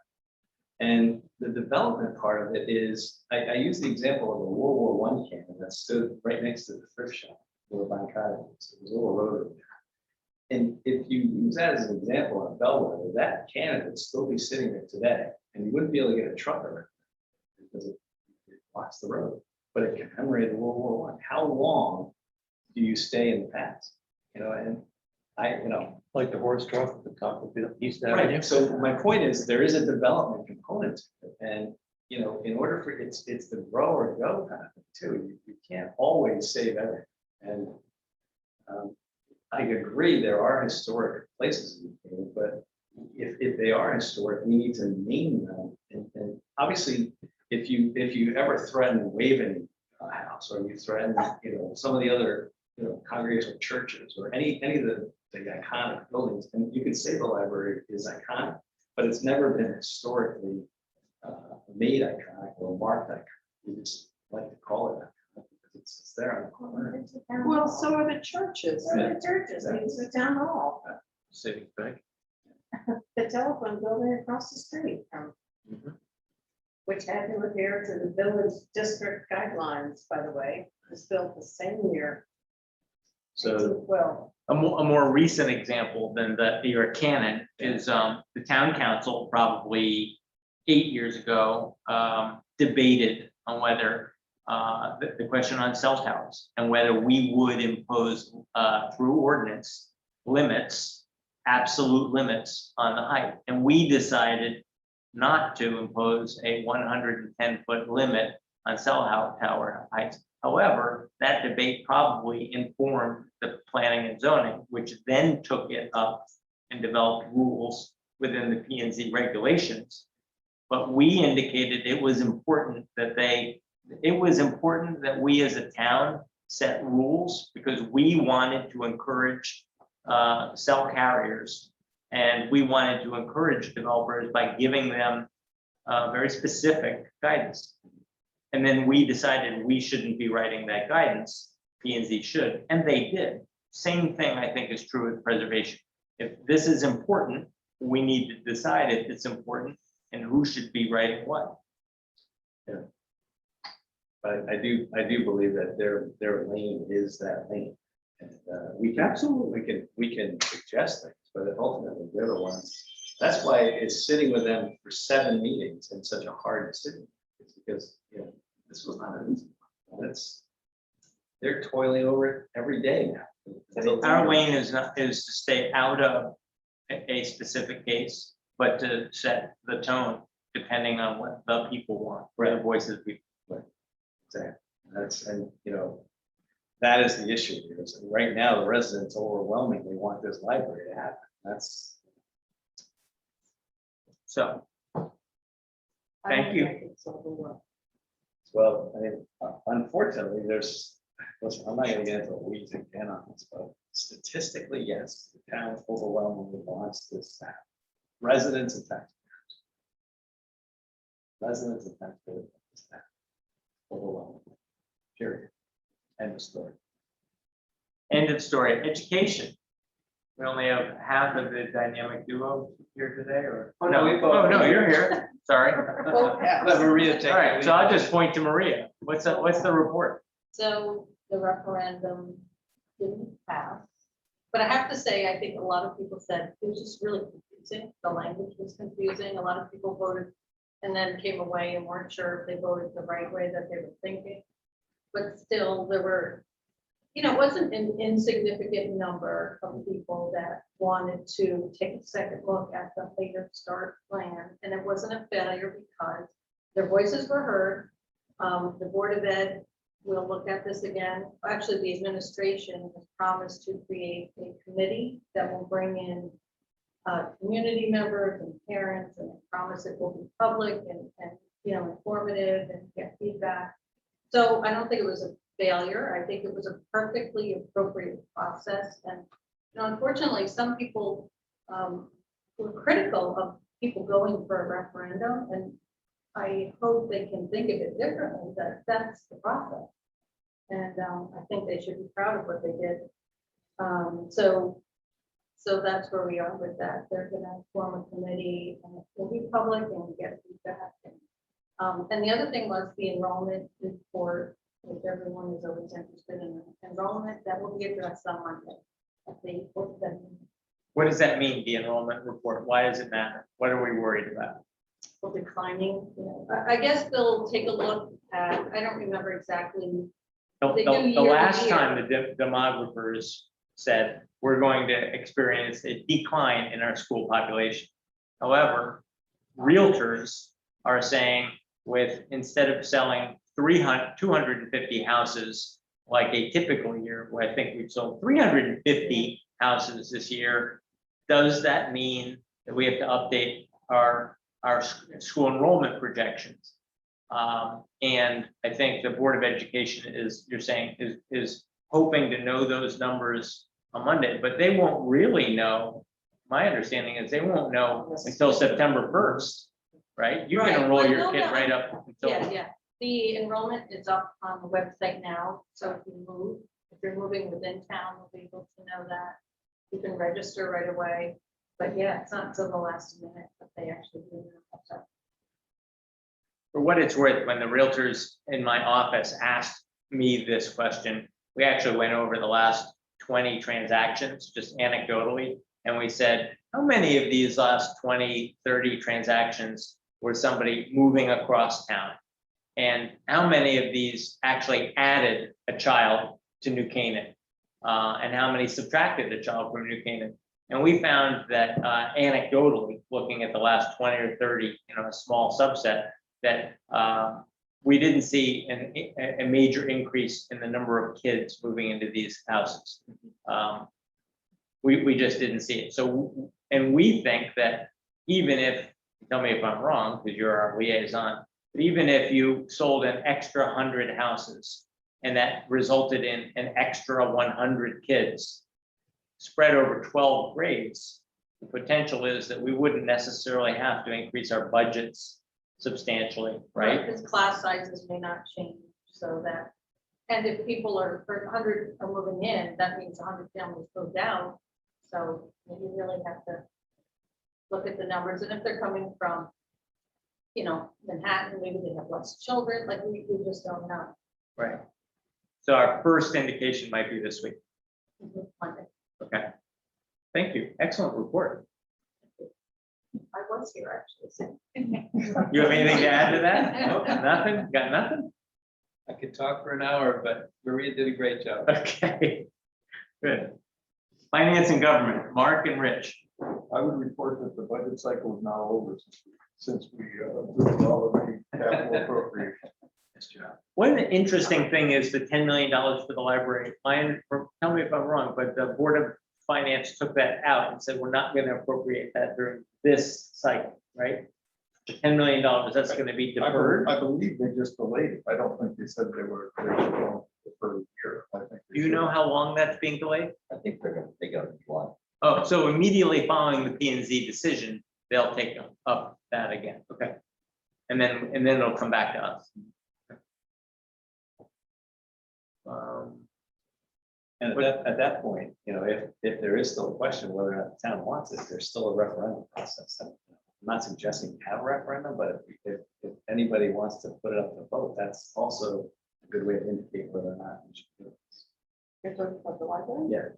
So, Because, to me, it would be a good bellwether to say, do people support it or not? And if anybody on the council is doubting whether our voting on that 10 million would pass or fail a referendum, it would be a strictly up or down vote. It certainly would not be confusing. It would not be confusing at all. You would have a clear message sent about what this town wants. If you want to put up a referendum, that would be an answer. That would be a clear answer. Steve, I will say that from the degree that I've been involved in various aspects of this, what I am finding is that it is not an issue of do we or do we not want or need a new library.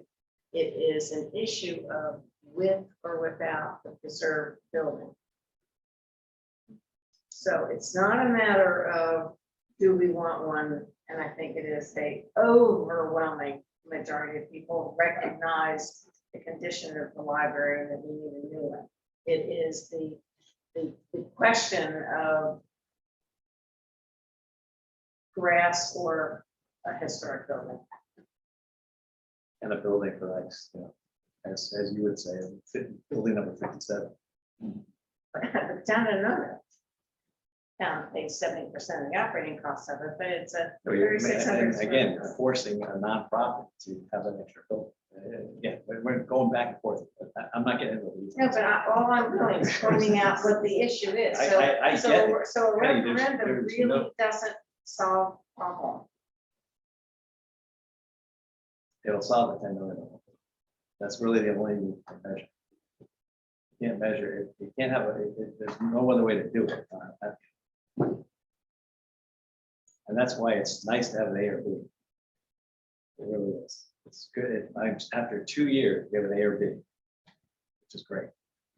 I'm very proud that PNC has come up with A or B so far. I have to say that the fact that we have a referendum as a tool in our democracy is a very good thing. I'm glad it's there.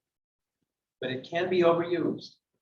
You know, the statutes say, you know, if you're going to follow this process, you have to show that you have a lot of support. And in the case of the school budget referendum, there was only 38% of the votes necessary to meet that threshold requirement of 15% of the population. I mean, it's not something to be, and it plus it costs the town and it's disruptive. I don't think that we should be teasing people with the notion that if you have a small contingent of people that are very angry, that a referendum is a good idea. You know, if you're a citizen of this, you know, town, if you choose you want to do that, you absolutely have that right. But I'm not going to encourage you if I don't think you have a really substantial group of people to back it up, because otherwise it's a waste of time. And it costs a lot of money and it deceives a lot of people into thinking, oh my God, I can do something about this. When if you don't have a critical mass of people, no, you can't. It's not a successful device. Why is that? Because we are a representative government. Our town bodies make the decisions. We don't say that every time we have a controversy that we should invite somebody to override what we do. That's not the way it works. But the fact is that it's a voluntary $10 million contribution, and the fact that the town cannot be satisfied as a whole. The fact that we have two opposing sides because of the decision the library made is really the root of the problem. But that's where we are. And that's you know, That could change. well, and I think for 2 years we've been talking about this, and it would still come down. If we talked about it for 2 more years or 20 more years, it would still come down to A or B. So at least we're here at A or B. I'm looking at this as such a positive thing that we're at here right now. It's A or B.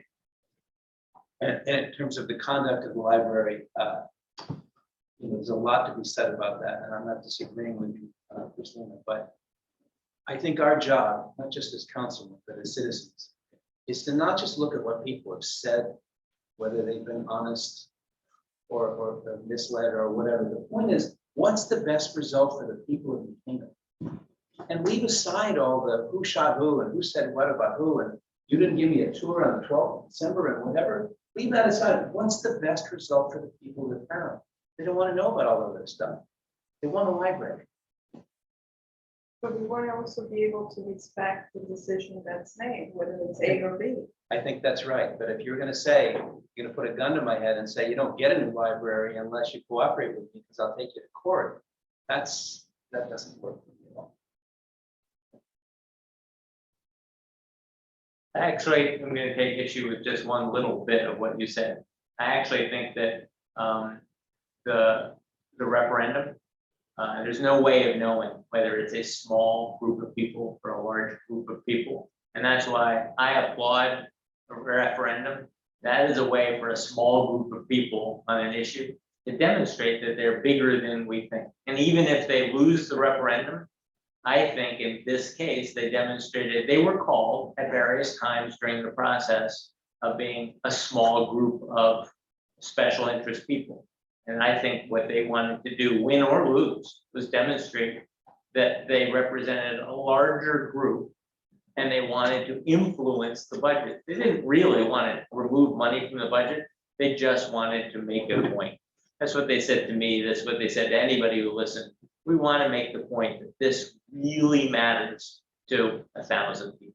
And I think they were successful in that regard. So I would, so if 1,000 people out there feel really strongly about sidewalks, a school administration building, start times, or a library, I applaud you. Come on out, get 500,000 signatures, and let us know how you feel. And I don't care how much it costs the town or how aggravating we might find it, because it's maybe challenging one of our decisions or a Board of Finance decision. I like to be proven wrong by 1,000 people or 2,000 or whatever the case might be. That's all. I think the town council made a unanimous decision on the budget. And I And think 1,000 people wanted it's us to entirely be. appropriate for us to defend our unanimous decision. You are calling them a small group of angry people, Tom. I didn't say angry. Yes, you did. No, I didn't. You said it tonight. No, And it's yet, you 100% did, and I'll go find it on the recording. It's not right to disparage them like that, Tom. These are parents who care about the various issues that have been raised and I spoke about. I think it is really, really wrong that you have just said that. Especially, and what really bothers me is how people, the moms with special needs kids got attacked in this town. It was terrible when I read on who came to moms. Awful. I'm not even gonna get into it, and I've been quiet, and I don't want to have a long discussion on that, but really not right. And you know, Tom, if your logic was correct about a small group of people, then the entry level to even get a referendum would be much, much higher. It's specifically low to attract the attention. So I get what you're saying. Use a referendum carefully. I 100% get that. But there's a reason why you don't need, you know, 30,000 signatures or 5,000 signatures to even get to the referendum. There's people who are interested. They are bringing in issues to the fore. Maybe they succeed in getting the basic level of signatures to get a referendum. Maybe they don't. And the other issue about the money, and I've heard that in town, it's like, oh, $30,000 will cost for this referendum. What a waste of time. It wasn't a waste. There was a lot of good that came from it. There was more engagement from the Board of Ed, and that's a great thing. But when I hear that the general fund has, what's in there now, Kevin, 33 million, I have 100% rating, is that $33 million sitting in there? Yeah, okay, and we need maybe 20 million to actually be in there? Why doesn't anyone sit there and scream at us and say, like Sven and I say all the time, give it back to the people? I care about that. $13 million that we probably don't need in that account. What are we doing? I would love to see more community engagement on that. I really would. So that $30,000 argument, I've seen that thrown out there. I'm like, do you not understand? There's 13 million more in that account we don't need. Give it back to everybody. So that argument always rings hollow. And I would say that more democracy is always a better thing. And that if the people want to become engaged in their own town government, that is a good thing. And if it costs us $30,000 for people to become engaged in our town government, that's a good thing. Or you could say $1.50 per resident. Yeah, I mean, I agree. I think having a referendum, we don't have that. I mean, it's been a long time since we had one. We had to brush up the rules and regulations. And I was one that walked up at the polls and congratulated the folks there who caused the referendum, because I never in a million years thought they could get the signatures. You know how hard that is to get those signatures? I mean, I would say hats off to anybody that can do that kind of work, because that was days, days, days knocking on doors. You know, I agree with Sven. I think, you know, anytime the public wants to weigh in, let them weigh in, because we're not perfect by far. I said I'm wrong 75% of the times. We're definitely not perfect. So, We've had referendums on Irwin Park, on purchasing it, on the sidewalks on Main Street. how long ago? Yeah, the This is Board two- of Ed. This is on the corner of 2020. Farm Road, I mean, we yeah. rarely have them, but it's, you Yes. know, in 30 years, I think we've had one. I think it's 3, is I think what I Yeah, so, count. I mean, that's one a decade. So the thing that puzzles me is we voted unanimously for this budget. And then I think among us were people who encouraged somebody to go and to try to turn around our opinion. Why don't we defend what we do? This is what I don't get. We're the representatives of the people. Don't forget that not everybody on town council agreed with the start times. You agree with the budget then? See, the thing is, the referendum wasn't explicitly about start times. It was about the The budget. school budget is a lump sum. Like I said, if they can't find 0.5% of a $92 million budget to put $10,000 a day into running school buses, then somebody's not managing this company right. Why'd you vote for the budget if you don't like it? Because it came down to one lump sum.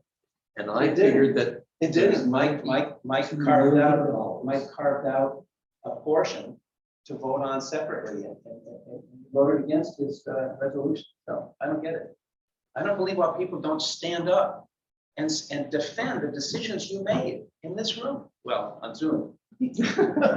You know, part of the decision of voting for the whole budget, I don't remember it being broken down, was because we had had such a hard deal with COVID. And the Board of Ed and the administration have done such a terrific job that it was hard to punish them on one issue. And if the parents felt strongly enough, they had the right to go and They referendum. absolutely had the right. They absolutely did. I'm just saying, I don't understand why you guys encourage them. When you say encourage, what does that mean? What do you mean? You carved out $465,000 out of the Board of Education budget. Made a resolution to take that out. The resolution failed 10-2. And the purpose of carving that out was to, as I read it, was to facilitate a referendum on the budget that very budget that you were approving. And you knew that the referendum wouldn't be able to say anything about start times. So when you talk about people being confused, they went into the voting booth and they were looking, well, where do I vote about start times? Where does it say anything about start times? It says nothing. It says we want to remove $463,000 out of the school budget, period. Well, no wonder they're confused, because everybody was telling them, oh, this is what you need to do to change the start times. It had nothing to do with start times. How do you know what was said and what wasn't? You're making. No, I know what the resolution said and I know what the referendum That's said. correct. It was a motion to remove 463,000 For the for purpose of- continued study on it. And what was considerably disingenuous in this entire argument, no one was saying, don't do school start times. And if you vote, for this budget, for this referendum, it's a vote of no confidence in the school district or the superintendent. If you sit there right now and tell me you don't think that was being said, then you weren't paying attention. No, I Because said it that. wasn't about that. It was a motion made because I felt it was the right thing to do, because I felt certain parents in the district were being not particularly cared for, or concerned about in terms of the impact that it would be upon them. And you know what's the proof of that? The implementation committee.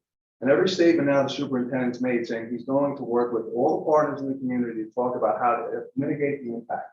So that's how I know I was right about what I did. It wasn't designed to give a lifeline to all of those who want to go and run for referendum. I think you're making a very wrong move. It was a motion that I felt was the right thing to do. I didn't know if it would pass. Quite honestly, I thought there'd be more support. There simply wasn't.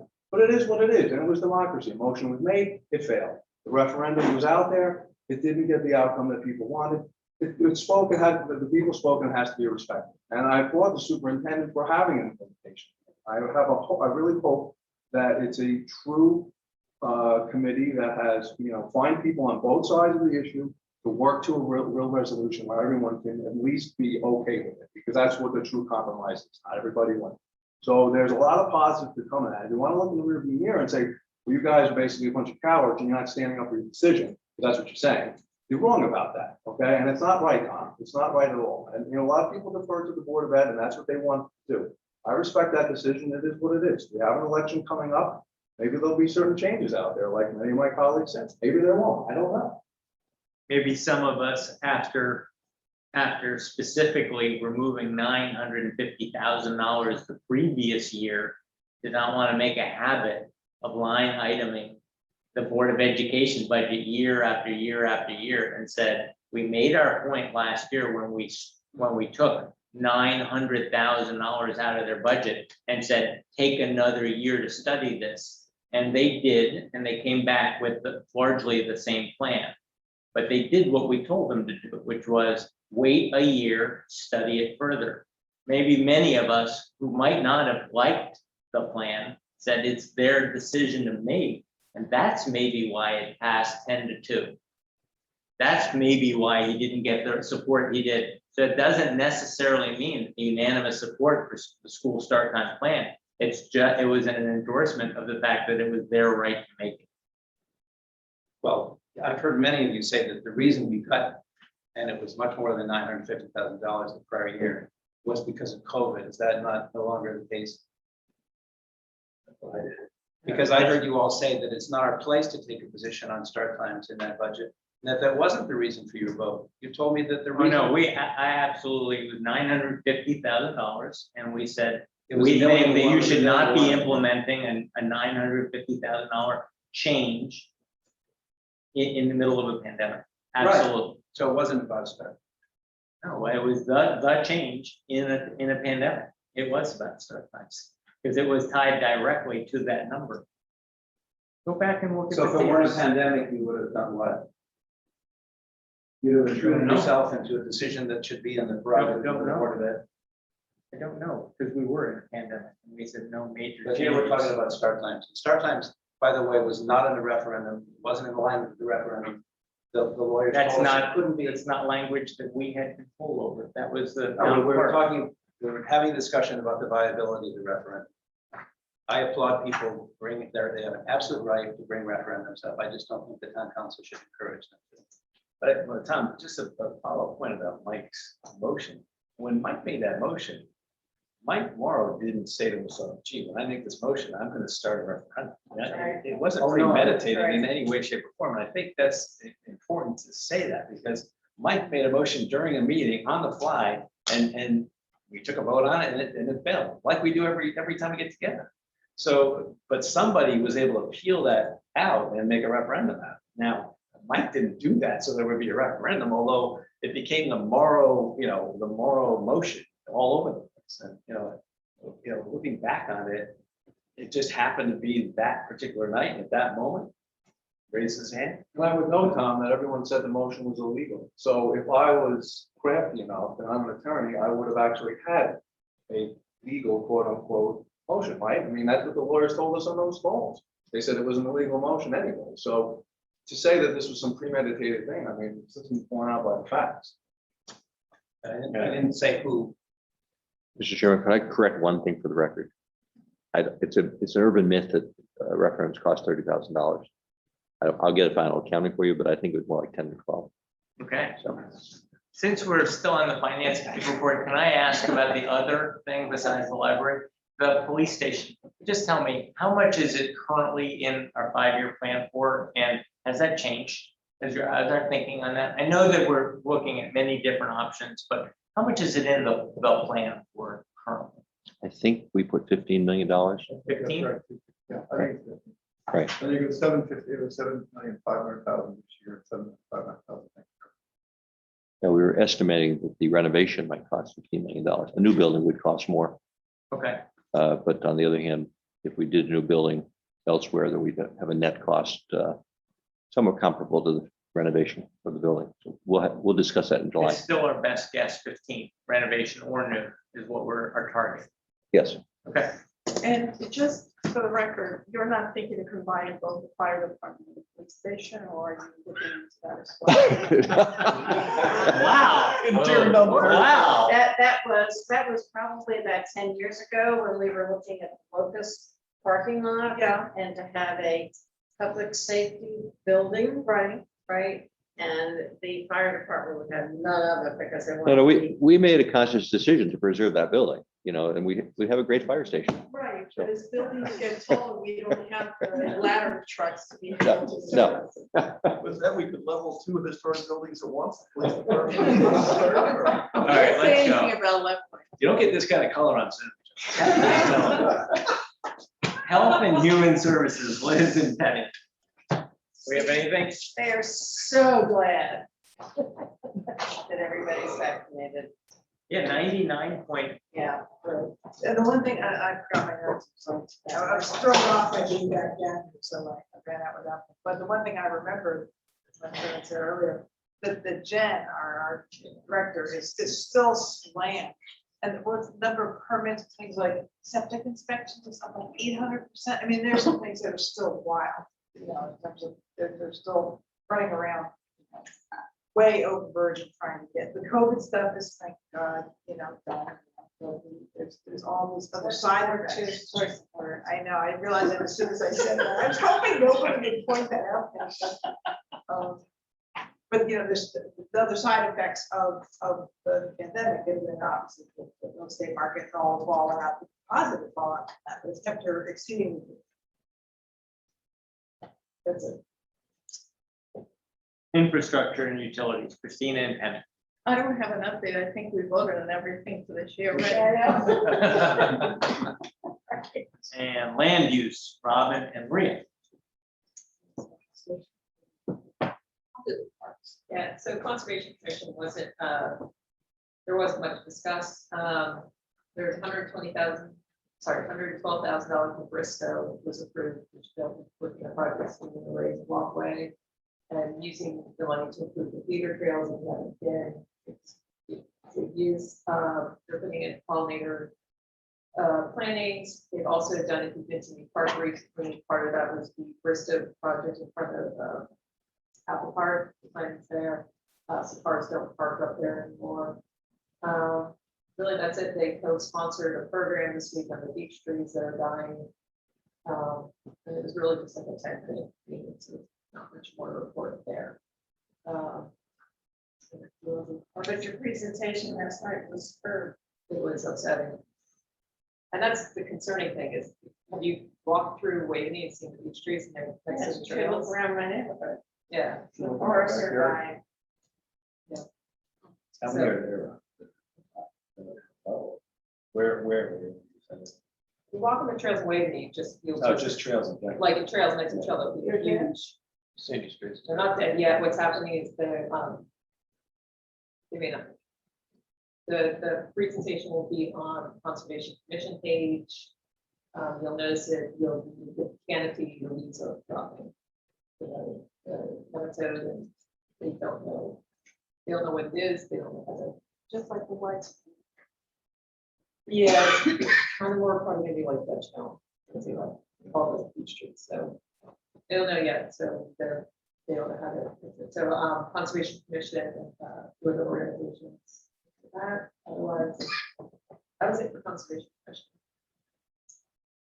With parks, there was a discussion about removing, what was it, Japanese maple and Waveney and doing a peony walk. It was really interesting, and Robert and I were talking about it at the end. The parks, they're going to vote on whether or not the garden club will go forward with their plan and take down some of these trees. But they were told it has to go to the tree warden and they have the final say. So I think we're not really sure. So what it is so Dr. Tiger is saying, what Up to the minute news here.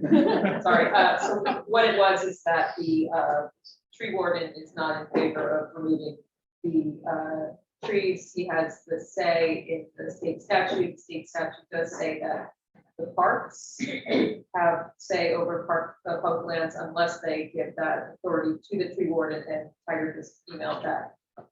Several years ago, the Parks and Rec did vote to give that authority to the tree warden, which is the case in many towns. So I don't think the Waveney Conservancy was, they weren't happy there. But the Tiger, I don't know if you're there, if you want to.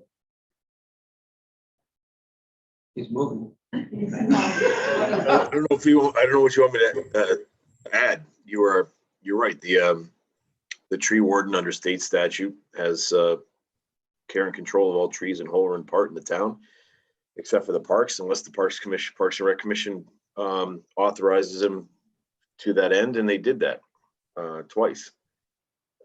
He's not in favor of removing the Japanese maples to put in a peony walk. So he's Term is every 2 years, right? what? Does the tree warden, the term is every 2 years? The tree warden's term is until the first selectman authorizes a new one. Hired. So can Parks and Rec take away? You know, what they I don't know if they can once they've authorized it. You know, I think it's a good idea to have the tree warden take care of all trees in whole or in part in the entire town, not separate one from the other. Just because of one decision, you know, or Park and Rec didn't even vote. I asked Park and Rec to vote. They didn't. They chose to ask the tree warden to go back to meet with the Conservancy, which I had suggested to the Conservancy prior. I also suggested to the commission that they should vote and give their what they felt their say was to the tree warden, so he would be aware of their opinion, but they chose not to do that. So you don't know where the commission stands at present. There were some in favor, some opposed. Regardless, the trees would have to be posted. They'd have to be posted for 10 days. And during that time, any resident of the town can complain to the tree warden in writing that they want to have a tree hearing, a public tree hearing. At that time, you have a tree hearing. The tree warden has 3 days to render his decision for or against removal or keeping the trees. And at that point in time, that resident has 10 days to bring their suit to state court. We've had that happen in the past. We had trees to be removed in front of the old post office, and we went to court for 9 months, stalled the project. Town lost $80,000 because the adjacent property owner was going to pay for the sidewalk work. And the adjacent property got sold, and the new property owner said, no, they won't do it, and the town had to do it. So it's not without precedent to have someone complain about a tree removal. So the next step was the tree. Then Tiger gave us a lot of updates, a lot of improvements in town at Mead Park. I haven't been there this year, but I heard it's looking really great. So sounds awesome. Then Steve gave us an update, and the main point was everything is really strong. Pool sales are strong, pool passes, the clubs, the camps, everything's doing really well. Everything's busy. I think everyone wants to get out of the house. So, and on that note, everyone should know that the summer concerts are starting, and there's 11 of them, and the first one's June 23rd. So try to get there. And 4th of July is going to be just residents only, passes only sold to residents. And their guests. Oh, yeah, July 3rd. And their guests. Buy them online or Walton Stewart's. Or Walter Stewart's. Okay, Yes. don't know if this picks you up. It does. And the rain date is July 3rd. I mean, July 11th. Oh, and the last thing was caffeine and carburetors. They voted on October 17th to have an event. Cool. Public safety, Liz and Mike. 30-second report. Kevin already reported on the police building update. Other than that, Netflix is filming Sunday night on Town Hall. So, what's the movie? Noel Dyer, Well, it's next Sunday, the 27th. Yeah. 26th. Sorry, that's. And just on the car theft thing, we also the article about the $150,000 theft. Police chief and the commission reminds everybody lock your cars, don't be valuables, especially watch the cars in the parks. Apparently it's gang initiation, so that are kids coming or whoever coming from out of town, mostly in the northeastern portion of the state, that are doing the smash and grab as a part of the initiation fight. So don't leave any valuables in your car or in the parks, lock your cars, and don't leave anything valuable, including car keys. On fire, the assistant chief position is posted. They've had a healthy response so far. The open application process ends at the end of the month. We have 2 new firefighters, and I think from the academy came, correct? Yeah, Mike Esposito. So we've got another Mike at the firehouse. So when you pick up the phone, you know who that's for, Mike. And Barry Sateish. Great. And Kevin Vetty was promoted to lieutenant. Right now, the department's right on budget. COVID expenses have pushed them up pretty high, so maybe that's something to consider with the federal money coming in. And the rescue truck will be here in the fall, be a few weeks to trick it out, and then they're trading in the old truck, so they got a better deal on a new truck and didn't have to go through the hassle of putting it out for auction. So Are there any other, before I make a motion to adjourn? Go ahead. 60-second wrap. The beautiful thing about town council is we can have differing opinions on so many different things, and we can duke it out like nobody's business, as you've seen tonight. I'll tell you a story about the two guys that duked it out here tonight. They worked so hard on the language of that referendum to be fair to both sides, and I witnessed it firsthand, back and forth, work together collegially, and they can duke it out here, but you know, after this meeting, they're gonna shake hands and move on, so that's what we do, and we do it well, so guys, thank you again for working on the referendum together.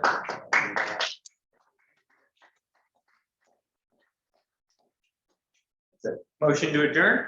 So moved. Christina, Steve, all in favor? Aye. Okay, we're adjourned. How great to see everybody so What a well. good new meeting.